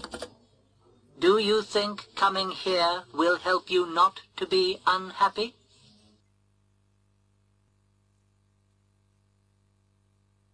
Youth culture. 1. Introduction. In this series of lectures, we shall be examining British society since 1945. Our first topic is youth culture. Now, what exactly do we mean by youth culture? In 1950, a teenager was simply someone aged between 13 and 19. By 1980, the word teenager had developed a much wider and more complex meaning. This was probably because of a whole series of industries which grew up during the 1950s, which were specifically directed at the teenage market. Why should this have happened? The main reason was that teenagers were a section of the community with surplus money, spending money. At that time, people left school at 15 or 16, but didn't usually marry until their early 20s. More often than not, they lived at home in the meantime. Their parents had little spare money. Almost every penny was accounted for, since they were buying a house, bringing up a family, and perhaps saving for a first car or even a first holiday abroad. Because few parents asked their children for realistic sums of money for food and lodging, the kids had money to spend. Consequently, industry wasted no time in finding them something to spend it on. We shall go on to look at some of the resulting changes in existing industries, and also at some of the new industries which sprang up. 2. Cinema. One of the first changes was in the cinema. During the 1930s, the average person saw 2 films a week. By 1960, this had been reduced to 12 films a year, and the current figure is less than half of that. The cause of the cinema's decline is obvious. Audiences fell as a result of the increase in television ownership. In fact, a similar increase was happening in other countries for two reasons. First, the general world economic recovery from the war. The second reason was that technology was making mass production possible, and therefore sets were becoming cheaper. The effect of this was that the cinema lost its family audience. Because families were smaller, and because they often lived in different areas from grandparents, the cinema had become an expensive night out. There were no free babysitters, i.e. grandparents. Of course, many cinemas closed, and the ones which survived were the ones in the town centres. Therefore, cinemas became more expensive to get to, and in consequence, audience numbers declined even more. The end result was a cinema aimed at the youth market, 16 to 25. This meant different kinds of films, and in the end, an even greater loss of the family audience. 3. Fashion. Another area of change was fashion. Styles have always changed, but the change has usually been slow. A man's suit of 1925 would not have looked out of place in 1950, or in 1985, because they were made of natural materials, such as wool, silk, or leather. Clothes had been an expensive item for the family of the 1920s or 1930s, and high fashion was positively undesirable. Due mainly to changes in technology, clothes today are much cheaper. That is, they cost a much smaller percentage of our income. Man-made fibres and mass production are the basic causes of these reductions in real price. The first consequence was that people could afford to buy more clothes more often, because they didn't have to wait until clothes were almost worn out before replacing them. Man-made fibres are hard-wearing and long-lasting, as well as cheap. The clothing industry did not want to lose sales, so the idea of fashion was promoted more heavily, especially to the youth market. One result of a national TV network was that new fashions in clothes, dance, or music spread rapidly throughout the country, and this led to even more rapid changes in fashions and styles. In contrast to the man's suit of 1925, which would look normal today, look at the fashions of 1956. 4. Pop music. Perhaps the classic example of youth culture is pop music. There has always been music which is popular, but until 1950 or so, popular music meant the music of the working classes. Since 1955, or thereabouts, we have had pop music which is classless. A musician might tell us that the causes of pop culture are complex. He might say modern pop music is the result of a mixing, a blending of black American rhythm and blues with white American country and western music. We are interested in the effects of pop music, and no account of its origins can explain its worldwide popularity. This is almost certainly due, once again, to changes in technology. I would say that pop music as we know it is a direct consequence of the invention of the transistor. The transistor gave teenagers their own source of music, which was cheap and portable. That is to say, the transistor radio. As a result, teenagers were freed from the family radio, broadcasting bland music for a family audience. A demand was created for specifically teenage music, and, as usual, industry responded. At the same time, the invention of the 45 RPM vinyl record, which was almost unbreakable, led to greatly increased record sales. 5. Other entertainments. The new youth audience were too young to go to the traditional British pub because of British drinking laws which forbid the sale of alcohol to under 18s. In the United States, the drinking age was 21. This was a result of the Prohibition era between 1919 and 1933, when alcohol was totally forbidden. So again, there was a market, kids looking for somewhere to meet, and again there was a response. Coffee bars and milk bars began to open all over the country in the 1950s on account of this demand. Like pop music, an American model forms the basis. The pubs were left to the older males, the tea shops to the older females. Another effect A side effect of this Americanization was increased consumption of coffee. In 1945, tea was the normal British drink. By 1965, tea and coffee consumption was almost equal. 6. Summing up. So, the main areas we shall look at are the cinema, next week, fashion, the week after, pop music, the week after that, and finally other entertainment in the last lecture in the series. There are some other manifestations of youth culture. Most of them a consequence of industry's response to a group with surplus money. I shall just mention a few of them. Motor scooters became popular here, as British kids, unlike their American contemporaries, could not afford cars. The scooter was not really suitable for Britain, on account of our weather and the resulting slippery roads. Thousands were sold. Another reason being that you could ride a scooter at 16, a year before you could apply for a car license. A huge cosmetics industry grew up, with massive advertising to make girls buy cosmetics, which became very cheap. Why? As usual, the price resulted from new technology and synthetic ingredients. Magazines directed at the youth market were published in large numbers too. The same forces as ever were at work on this, the first TV generation.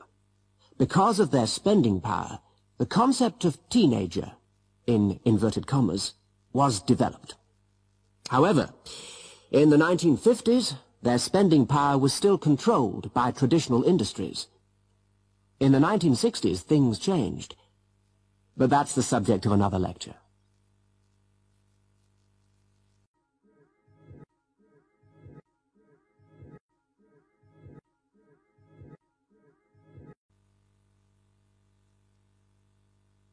Strong language.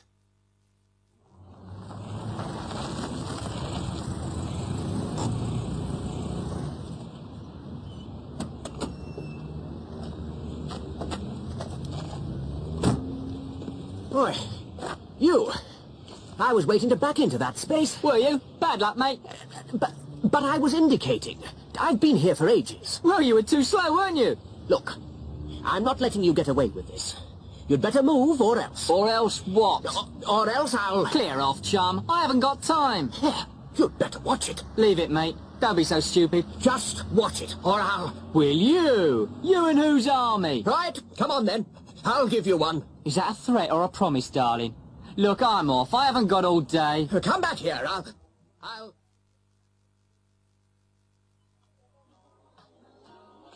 Excuse me, miss.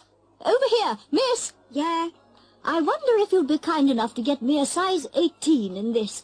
If it's not too much trouble, that is. 18? We don't do extra large, love. Sorry. You want the outsize department. Well, what have you got in size 18? Eh? I thought I told you. We don't do extra large in anything. All right, but there's no need to be so unpleasant, you know. I say, I'm talking to you. I said... Oh? I am sorry, madam. I didn't want to upset madam, did I, madam? I was listening to madam. And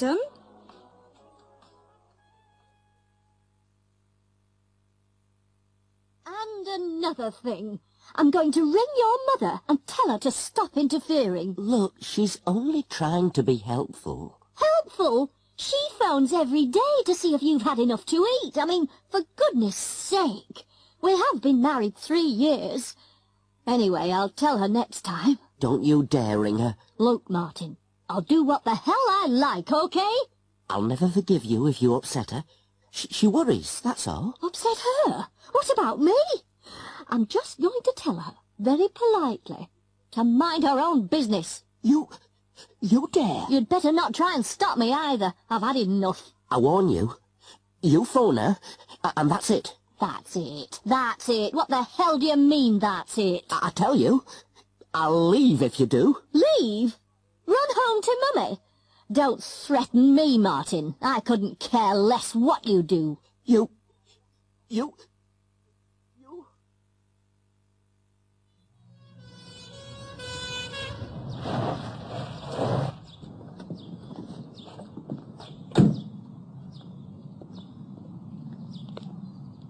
Hello, hello? Where's the fire? Sorry, I don't understand. You seem to be in a bit of a hurry, sir. I wondered if there was an emergency of some kind. No emergency. In that case, I'd better see your licence. You have got a licence, I suppose? Yes. What do you mean? Oh, it's just the way you were driving. I wondered if you'd passed your test, that's all. Very funny. Here it is. Right. David Humphreys. Mm-hmm. What's your date of birth, David? 9th of the 7th, 57. That's right. OK, Dave, get out of the car. What? Come on, Davey. I think we'll just take a breath test, eh? Look here, officer. I have not been drinking. I'm sure you haven't, Dave. But the test will settle that, won't it? I don't like your attitude, Constable. I mean, all I was doing...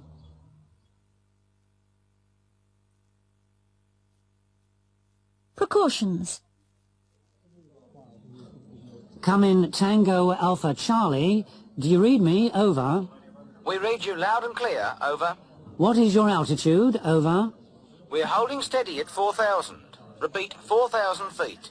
I can hear you, but I can't see you yet. Over. Please check on ground conditions. Over. There's a slight breeze down here. Nothing to worry about, though. It's only about 4 or 5 knots blowing south-southwest.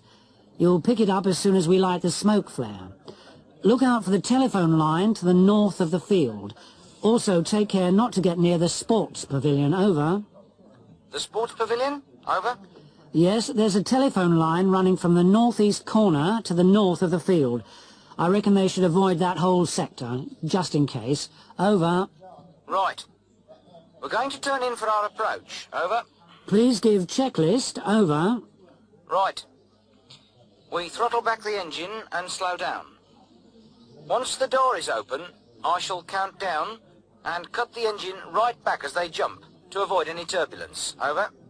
I'm going to light the flare. Over. Watch you don't burn your fingers this time. Over. Very funny. Over. I can see it. Okay. Door open. Counting. 5, 4, 3, 2, 1. 1 out. 2 out. All out. Over. I can see them. 1, 2, 3. All chutes open. Here they come.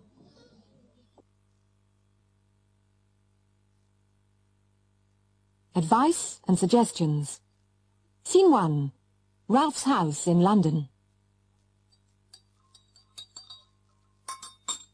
Yes, boss. Have you seen this? In the morning paper? Let me see. Semi-literate. Half-wit. Least intelligent. I don't think you like the film, boss. It's Anderson again. I'm going down there to see him. Should I come with you, boss? What? Yes. Get the car. If I were you, I'd punch him on the nose, boss. That's what I'm going to do. You want to really show him this time? Well, let's go then. Boss, don't you think we'd better tell Sam first? Huh? Yeah, perhaps we should. Get him on the phone.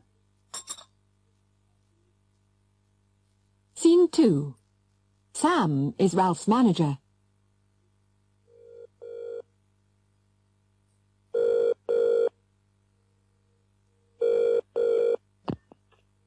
Samuel Compton? Sam, it's me. Ralph. Oh, hi, Ralph. Did you see the paper? Yes. I'm going down to see Anderson now. What? No, you'd better not, Ralph. Leave it. Did you see what he called me? Semi-literate? He's a critic, Ralph. That's not criticism. It's libel. He's not going to get away with it. All right, Ralph. Calm down. Perhaps you ought to talk to a lawyer. A lawyer? Maybe you could sue him. I'll sue him for every penny he's got. Yes, well, why don't you just phone a lawyer? Go and have a talk about it. Scene 3. Mrs. Spencer is Ralph's lawyer. Mr. James, do come in. Take a seat. Did Sam speak to you? Yes. Mr. Compton showed me the review. I want to sue. I would strongly advise you to think it over most carefully, Mr. James. I've thought it over already. The best thing you can do is to forget all about it. Look, you're my lawyer, aren't you? Sue him. I don't think we should, Mr. James. The review was in one newspaper. Not a popular one either. Very few people will have read it. Probably few of your fans read the more serious papers, if you don't mind me saying so. If you sue, there'll be a lot of publicity. Bad publicity. You know the saying, mud sticks. But it's Anderson again. Do you remember what he wrote about my marriage last year? But you may remember that his report was true, Mr. James. Really, I suggest you forget it. You mean I shouldn't sue? Exactly. Well, I'll just go down there and have a little talk with him. I would recommend you not to do that, Mr. James. Really. My advice is to forget it.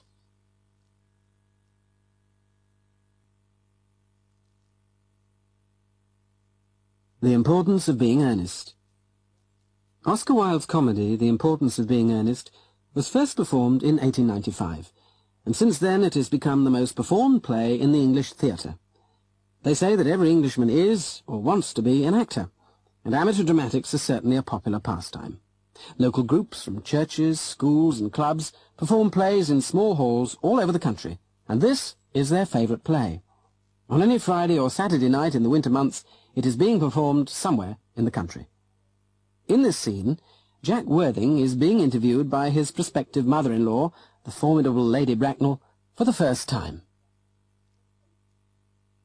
You can take a seat, Mr. Worthing. Thank you, Lady Bracknell. I prefer standing. I feel bound to tell you that you are not down on my list of eligible young men, although I have the same list as the dear Duchess of Bolton has. We work together, in fact. However, I am quite ready to enter your name, should your answers be what a really affectionate mother requires. Do you smoke? Well, yes. I must admit I smoke. I'm glad to hear it. A man should always have an occupation of some kind. There are far too many idle men in London as it is. How old are you? 29. A very good age to be married at. I have always been of the opinion that a man who desires to get married should know either everything or nothing. Which do you know? I know nothing, Lady Bracknell. I am pleased to hear it. I do not approve of anything that tampers with natural ignorance. Ignorance is like a delicate exotic fruit. Touch it, and the bloom is gone. The whole theory of modern education is radically unsound. Fortunately, in England, at any rate, education produces no effect whatsoever. If it did, it would prove a serious danger to the upper classes and probably lead to acts of violence in Grosvenor Square. What is your income? Between 7,000 and 8,000 a year. In land or in investments? In investments, chiefly. That is satisfactory. What between the duties expected of one during one's lifetime and the duties exacted from one after one's death, land has ceased to be either a profit or a pleasure. It gives one position and prevents one from keeping it up. That's all that can be said about land. I have a country house with some land, of course, attached to it. About 1,500 acres, I believe, but I don't depend on that for my real income. In fact, as far as I can make out, the poachers are the only people who make anything out of it. A country house? How many bedrooms? Well, that point can be cleared up afterwards. You have a townhouse, I hope. A girl with a simple, unspoiled nature like Gwendolen could hardly be expected to reside in the country. Well, I own a house in Belgrave Square, but it is let by the year to Lady Bloxham. Of course, I can get it back whenever I like, at 6 months' notice. Lady Bloxham? I don't know her. Oh, she goes about very little. She is a lady considerably advanced in years. Ah, nowadays that is no guarantee of respectability of character. What number in Belgrave Square? 149. The unfashionable side. I thought there was something. However, that could easily be altered. Do you mean the fashion or the side? Both, if necessary, I presume. What are your politics? Well, I am afraid I really have none. I am a Liberal Unionist. Oh, they count as Tories. They dine with us. Or come in the evening, at any rate. Now to minor matters. Are your parents living? I have lost both my parents. To lose one parent, Mr. Worthing, may be regarded as a misfortune. To lose both looks like carelessness. Who was your father? He was evidently a man of some wealth. Was he born in what the radical papers call the purple of commerce? Or did he rise from the ranks of the aristocracy? I'm afraid I really don't know. The fact is, Lady Bracknell, I said I had lost my parents. It would be nearer the truth to say that my parents seem to have lost me. I don't actually know who I am by birth. I was found. Found? The late Mr. Thomas Cardew, an old gentleman of a very charitable and kindly disposition, found me, and gave me the name of Worthing, because he happened to have a first-class ticket for Worthing in his pocket at the time. Worthing is a place in Sussex. It is a seaside resort. Where did the charitable gentleman who had a first-class ticket for this seaside resort find you? In a handbag. A handbag? Yes, Lady Bracknell. I was in a handbag, a somewhat large black leather handbag with handles to it. An ordinary handbag, in fact. In what locality did this Mr. James or Thomas Cardew come across this ordinary handbag? In the cloakroom at Victoria Station. It was given to him in mistake for his own. The cloakroom at Victoria Station? Yes. The Brighton line. The line is immaterial. Mr. Worthing, I confess I feel somewhat bewildered by what you have just told me. To be born, or at any rate bred in a handbag, whether it had handles or not, seems to me to display a contempt for the ordinary decencies of family life that reminds one of the worst excesses of the French Revolution. And I presume you know what that unfortunate movement led to. As for the particular locality in which the handbag was found, a cloakroom at a railway station might serve to conceal a social indiscretion. Has probably, indeed, been used for that purpose before now, but it could hardly be regarded as an assured basis for a recognized position in good society. May I ask you, then, what you would advise me to do? I need hardly say I would do anything in the world to ensure Gwendolen's happiness. I would strongly advise you, Mr. Worthing, to try and acquire some relations as soon as possible, and to make a definite effort to produce at any rate one parent of either sex before the season is quite over. Well, I don't see how I could possibly manage to do that. I can produce the handbag at any moment. It is in my dressing-room at home. I really think that should satisfy you, Lady Bracknell. Me, sir? What has it to do with me? You can hardly imagine that I and Lord Bracknell would dream of allowing our only daughter, a girl brought up with the utmost care, to marry into a cloakroom and form an alliance with a parcel. Good morning, Mr. Worthing.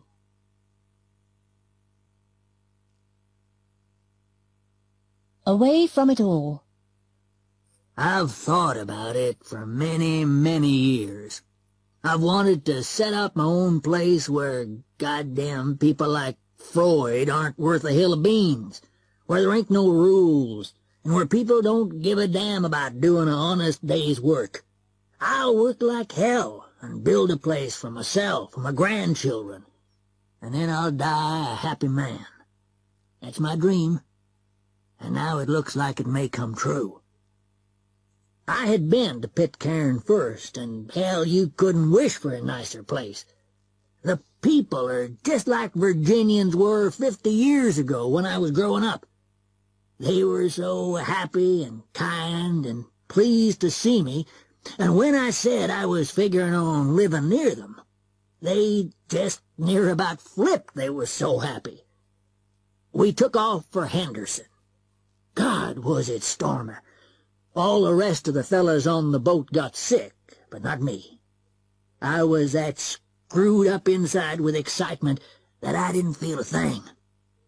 It took a couple of days sailing, and then we got there one afternoon. It was just what I wanted. Flat as a pancake. Good beach, landing place. Jungle thick as hell, mind you, but I figure I can clear that. And the weather's about as perfect as you can get. 70 every day. A little rain once in a while. Just a great place for old Smiley Ratcliffe to come and settle down. So that's what I'm figuring to do.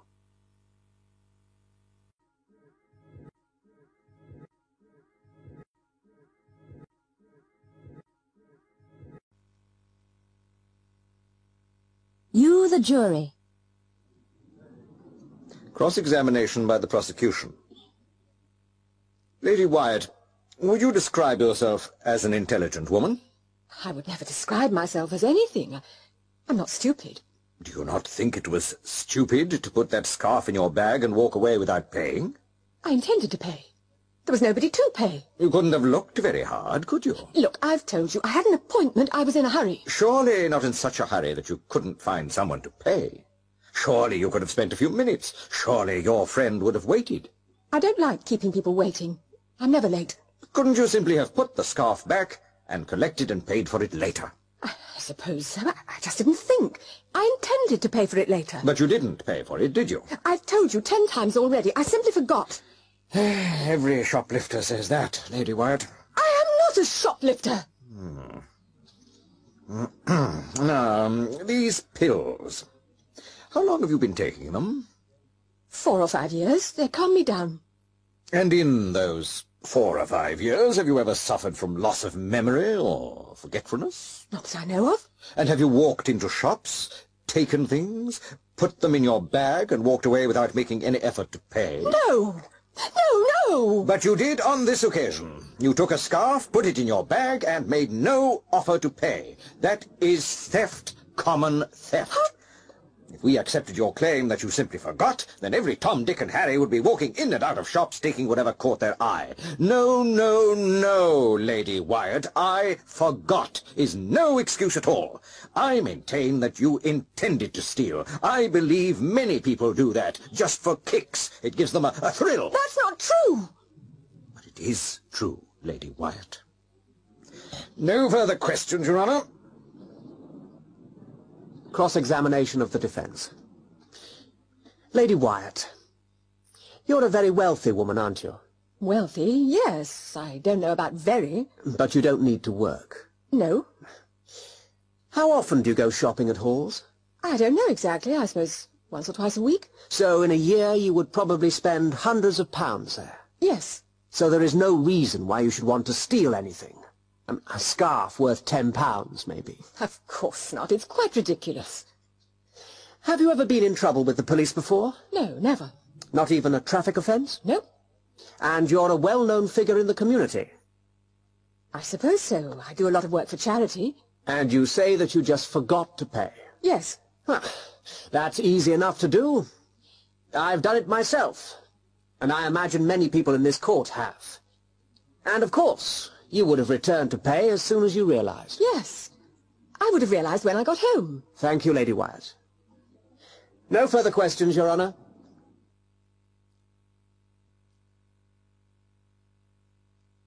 Where's Mr. Grayson?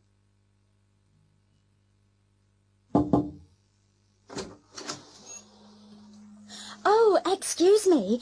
Is this Grayson Worldwide Trading Limited? Who are you? I'm Susie Miller from the A1 Secretarial Agency. Is this Mr. Grayson? Yeah. What kept you? I've been waiting. You only phoned 20 minutes ago. What exactly would you like me to do? Just wait here and answer the phone, that's all. I'll be back later. But what shall I say? Just take a message, that's all. Shall I, tidy up or anything? No, just a phone. Okay? See you later. Oh, hold on. Who are you? I'm Grayson. Tim Grayson. See you. Message 1, 10:42. Grayson Worldwide Trading Limited. May I speak to Mr. Grayson, please? I'm afraid Mr. Grayson's out. Can I take a message? Oh, dear. When are you expecting him back? I'm not sure. Who's calling? It's Mr. Jackson from the Midland Bank. Can you ask him to call me? Certainly, Mr. Jackson. Goodbye. Goodbye. Message 2, 10:56. Grayson. Is that you? I'm afraid Mr. Grayson's not here at the moment. Who's calling? It's... tell him it's Mr. Smith. Mr. John Smith. You'll know who I am. Can I speak to him now? I told you he wasn't in, Mr. Smith. Come on, he'll speak to me. I'm sure he would, but he really is out. Who are you? I'm his secretary. Is there any message? Secretary. Grayson with a secretary. Don't make me laugh, sweetheart. Look, do you want to leave a message or not? Yeah. Just say, can you meet John Smith at 8:30? The usual place. Say it's important. Very important. Say, I want to know whether he's got the papers. Have you got that? Yes. Thank you, Mr. Smith. Goodbye.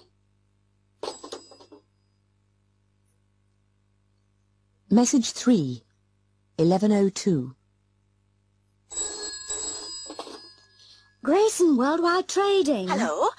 Hello, I'm phoning about my order. Could I have your name, please? Oh, yes, it's Brown. Mrs. Brown from Leeds. I'm afraid the person who deals with orders isn't here. Can I take a message? Oh, dear. I've tried to phone several times, and this is the first time I've had a reply. It's about the order, you see. What order was that, Mrs. Brown? The complete set of kitchen knives. Well, I saw the advert in the paper, and I sent my cheque months ago. Well, the order's never arrived, you see. Well, could I take your number? Someone can phone you back. Well, I'm not on the phone. You see, I'm using a neighbour's phone. Perhaps you could phone her, if that's all right. I'm getting worried, you see. I've written twice, too. Shall I take your number? Oh, yes.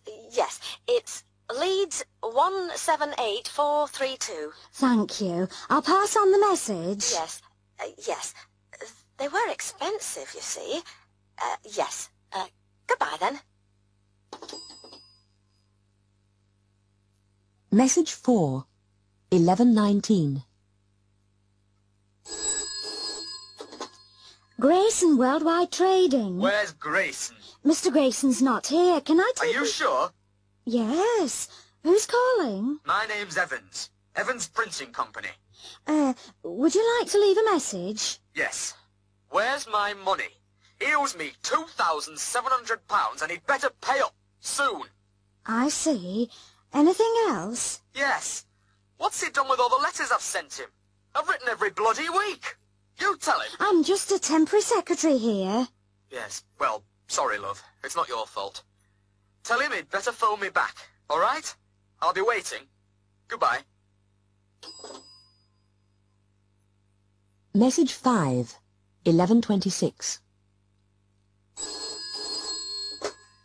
Grayson Worldwide Trading. I'd like to speak to Tim Grayson, please. I'm afraid he's out at the moment. Who am I speaking to? I'm a temporary secretary. Is that what he calls you?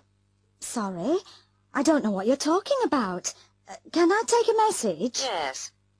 Ask him where my car is, why he hasn't called me for 2 weeks, what he's done with my cheque, when I'm going to see him again, and what the hell he thinks he's doing. Did you get all of that, dear? I think so. Who shall I say called? There can't be many people who would leave a message like that. He'll know. Goodbye. Message 6, 11:34.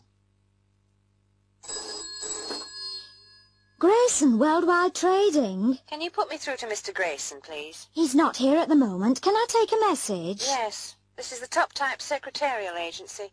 I'm phoning to inquire about our bills, which haven't been met. Bills? What were they for? For? He's had 3 temporary secretaries, and we haven't received a penny. I've only been here an hour. I'm from the A1 agency. Really? Well, I'd just leave him my message and not waste any more of your time.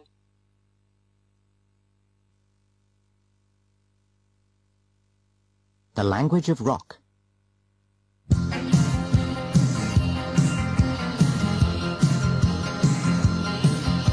Everybody tells me rock and roll is dead. Forget it, son, you gotta get a job instead. But I'm gonna turn on my radio. Give me my rock and roll shoes. I'm gonna dance all night and sleep all day. I'm gonna dance all night and sleep all day. 'Cause I can't stop the music that's beating inside my head. My mom and papa say I can't keep singing the blues. My daughter says the blues just ain't good news. But I'm gonna turn on my radio. Give me my rock and roll shoes. I'm gonna dance all night and sleep all day. I'm gonna dance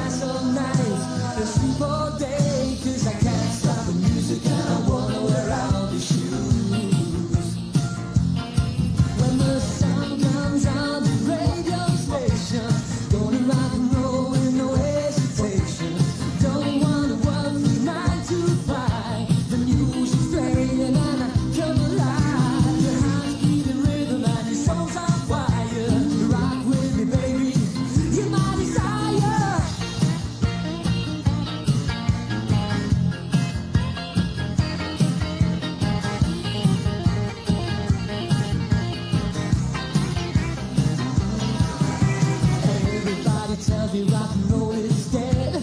My sister says I can see it easily led, but I'm gonna turn on my radio. Give me my rock and roll shoes. I'm gonna dance all night and sleep all day. I'm gonna dance all night and sleep all day. 'Cause I can't stop the music that's beating inside my head. No, I can't stop the music that's beating inside my head.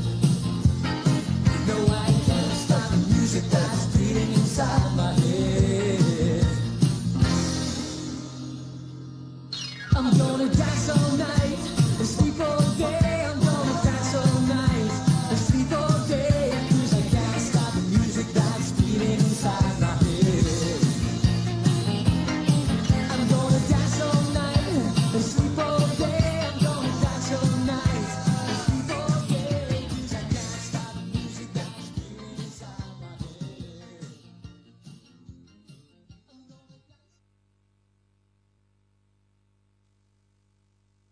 The Frankenstein Robot.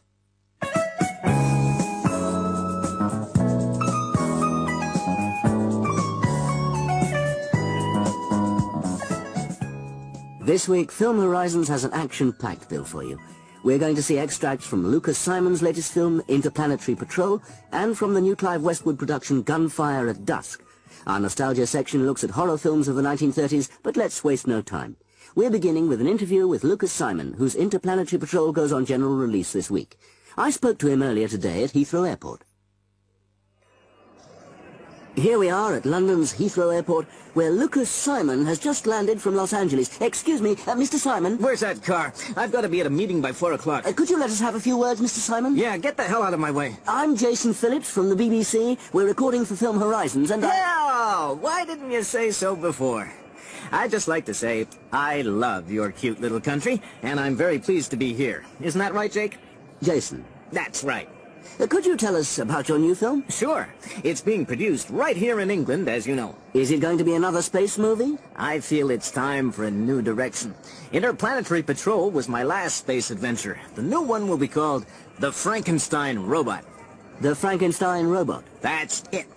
It's set in the 26th century, when this scientist, who happens to be the great-great-great-grandson of Dr. Frankenstein, well, he decides that the robots are being sold at too high a price. You see, the whole civilization depends on robots. Anyway, he reckons he can make a robot much cheaper by using bits of dead bodies instead of silicon chips and computers and that kind of thing, right? I thought you said it wasn't going to be a space movie. That's right. It's not a space movie, but it is science fiction. What about the director? There have been reports of a row between you and Charles Orson. No comment. I'll just say it was going to be directed by Charles Orson, but now it'll be directed by one of America's best up-and-coming directors, Trevor Inchelstone. Trevor Inchelstone? I've never heard of him. He's my son-in-law. A truly great director. What about the cast? It's been reported here that the leading role will be played by Steve Newman. That was true. It certainly was. Last week. Now we're hoping the part will be played by Louis London. Louis London? Isn't he your brother-in-law? Right. Did you see him in Dracula Meets King Kong? A truly moving performance. Ah, yes. Didn't he play Count Dracula? No, son. He played King Kong. Oh, I'm sorry. What about the female lead? I know a lot of newspapers thought it would be acted by Kay Sparks. I thought so, too. Unfortunately, she was too busy. She's on holiday, so I think it'll be played by Moira Hammond. Isn't she your wife? She is. She is.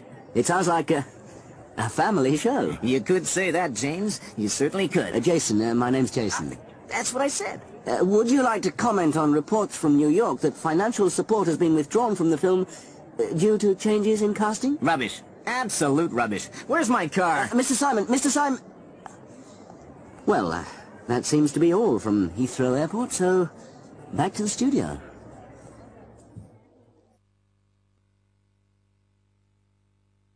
Anything to declare?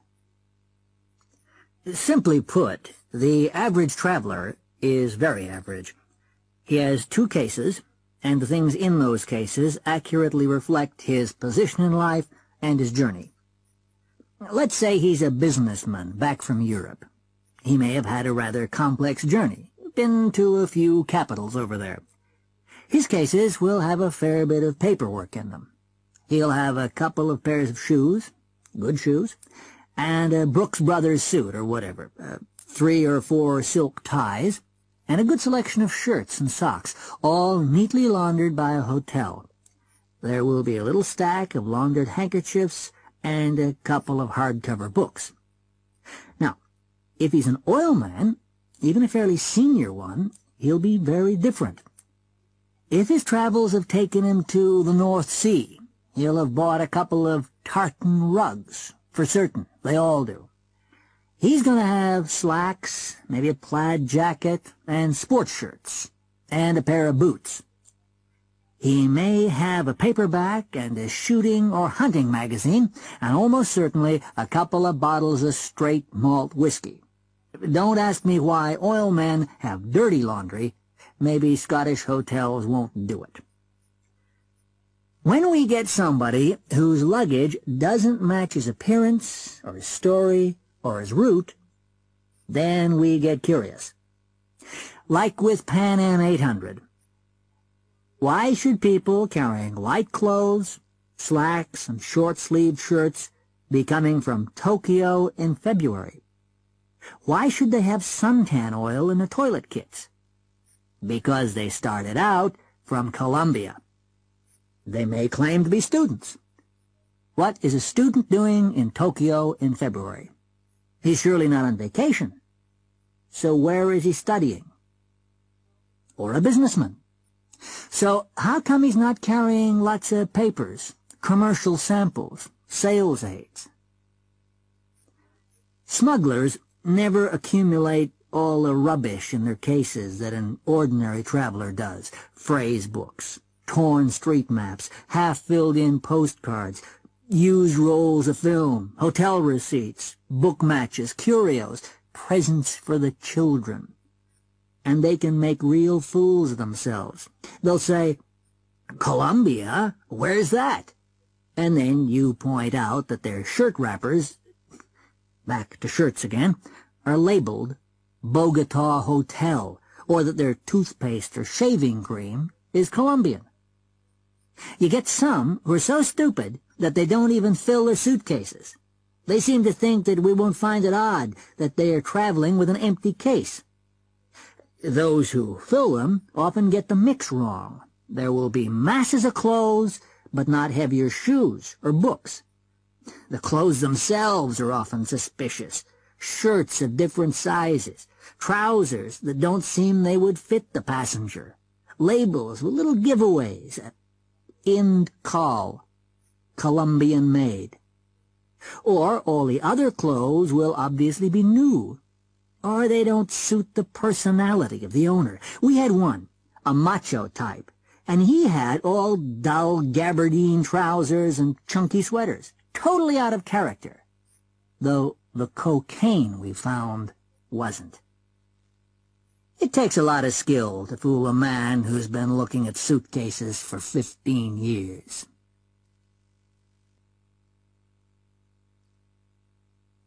Door-to-door salesman.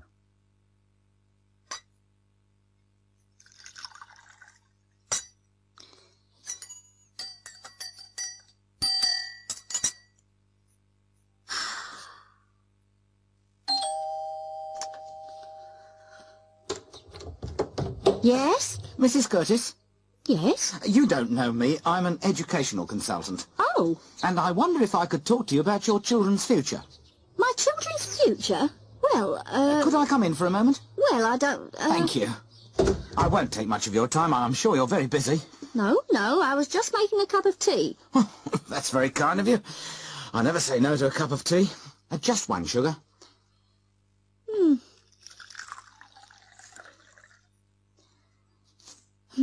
There you are. Oh, thank you. Is Mr. Curtis at home? No, I'm afraid he isn't. He's at work. He won't be home till late. And the children? They're at school, I suppose. Yes, that's right. Which school do they go to? Walsden Primary, just up the road. And how old are they? Gary's 8 and Julia's 10. How are Gary and Julia doing at school?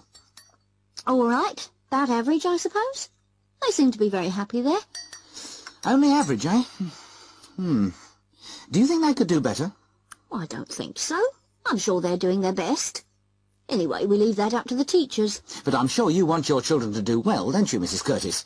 I mean, it's only natural to want the best for one's children, isn't it? I suppose Gary and Julia read a lot at home? Well, not a lot. They watch the telly a lot.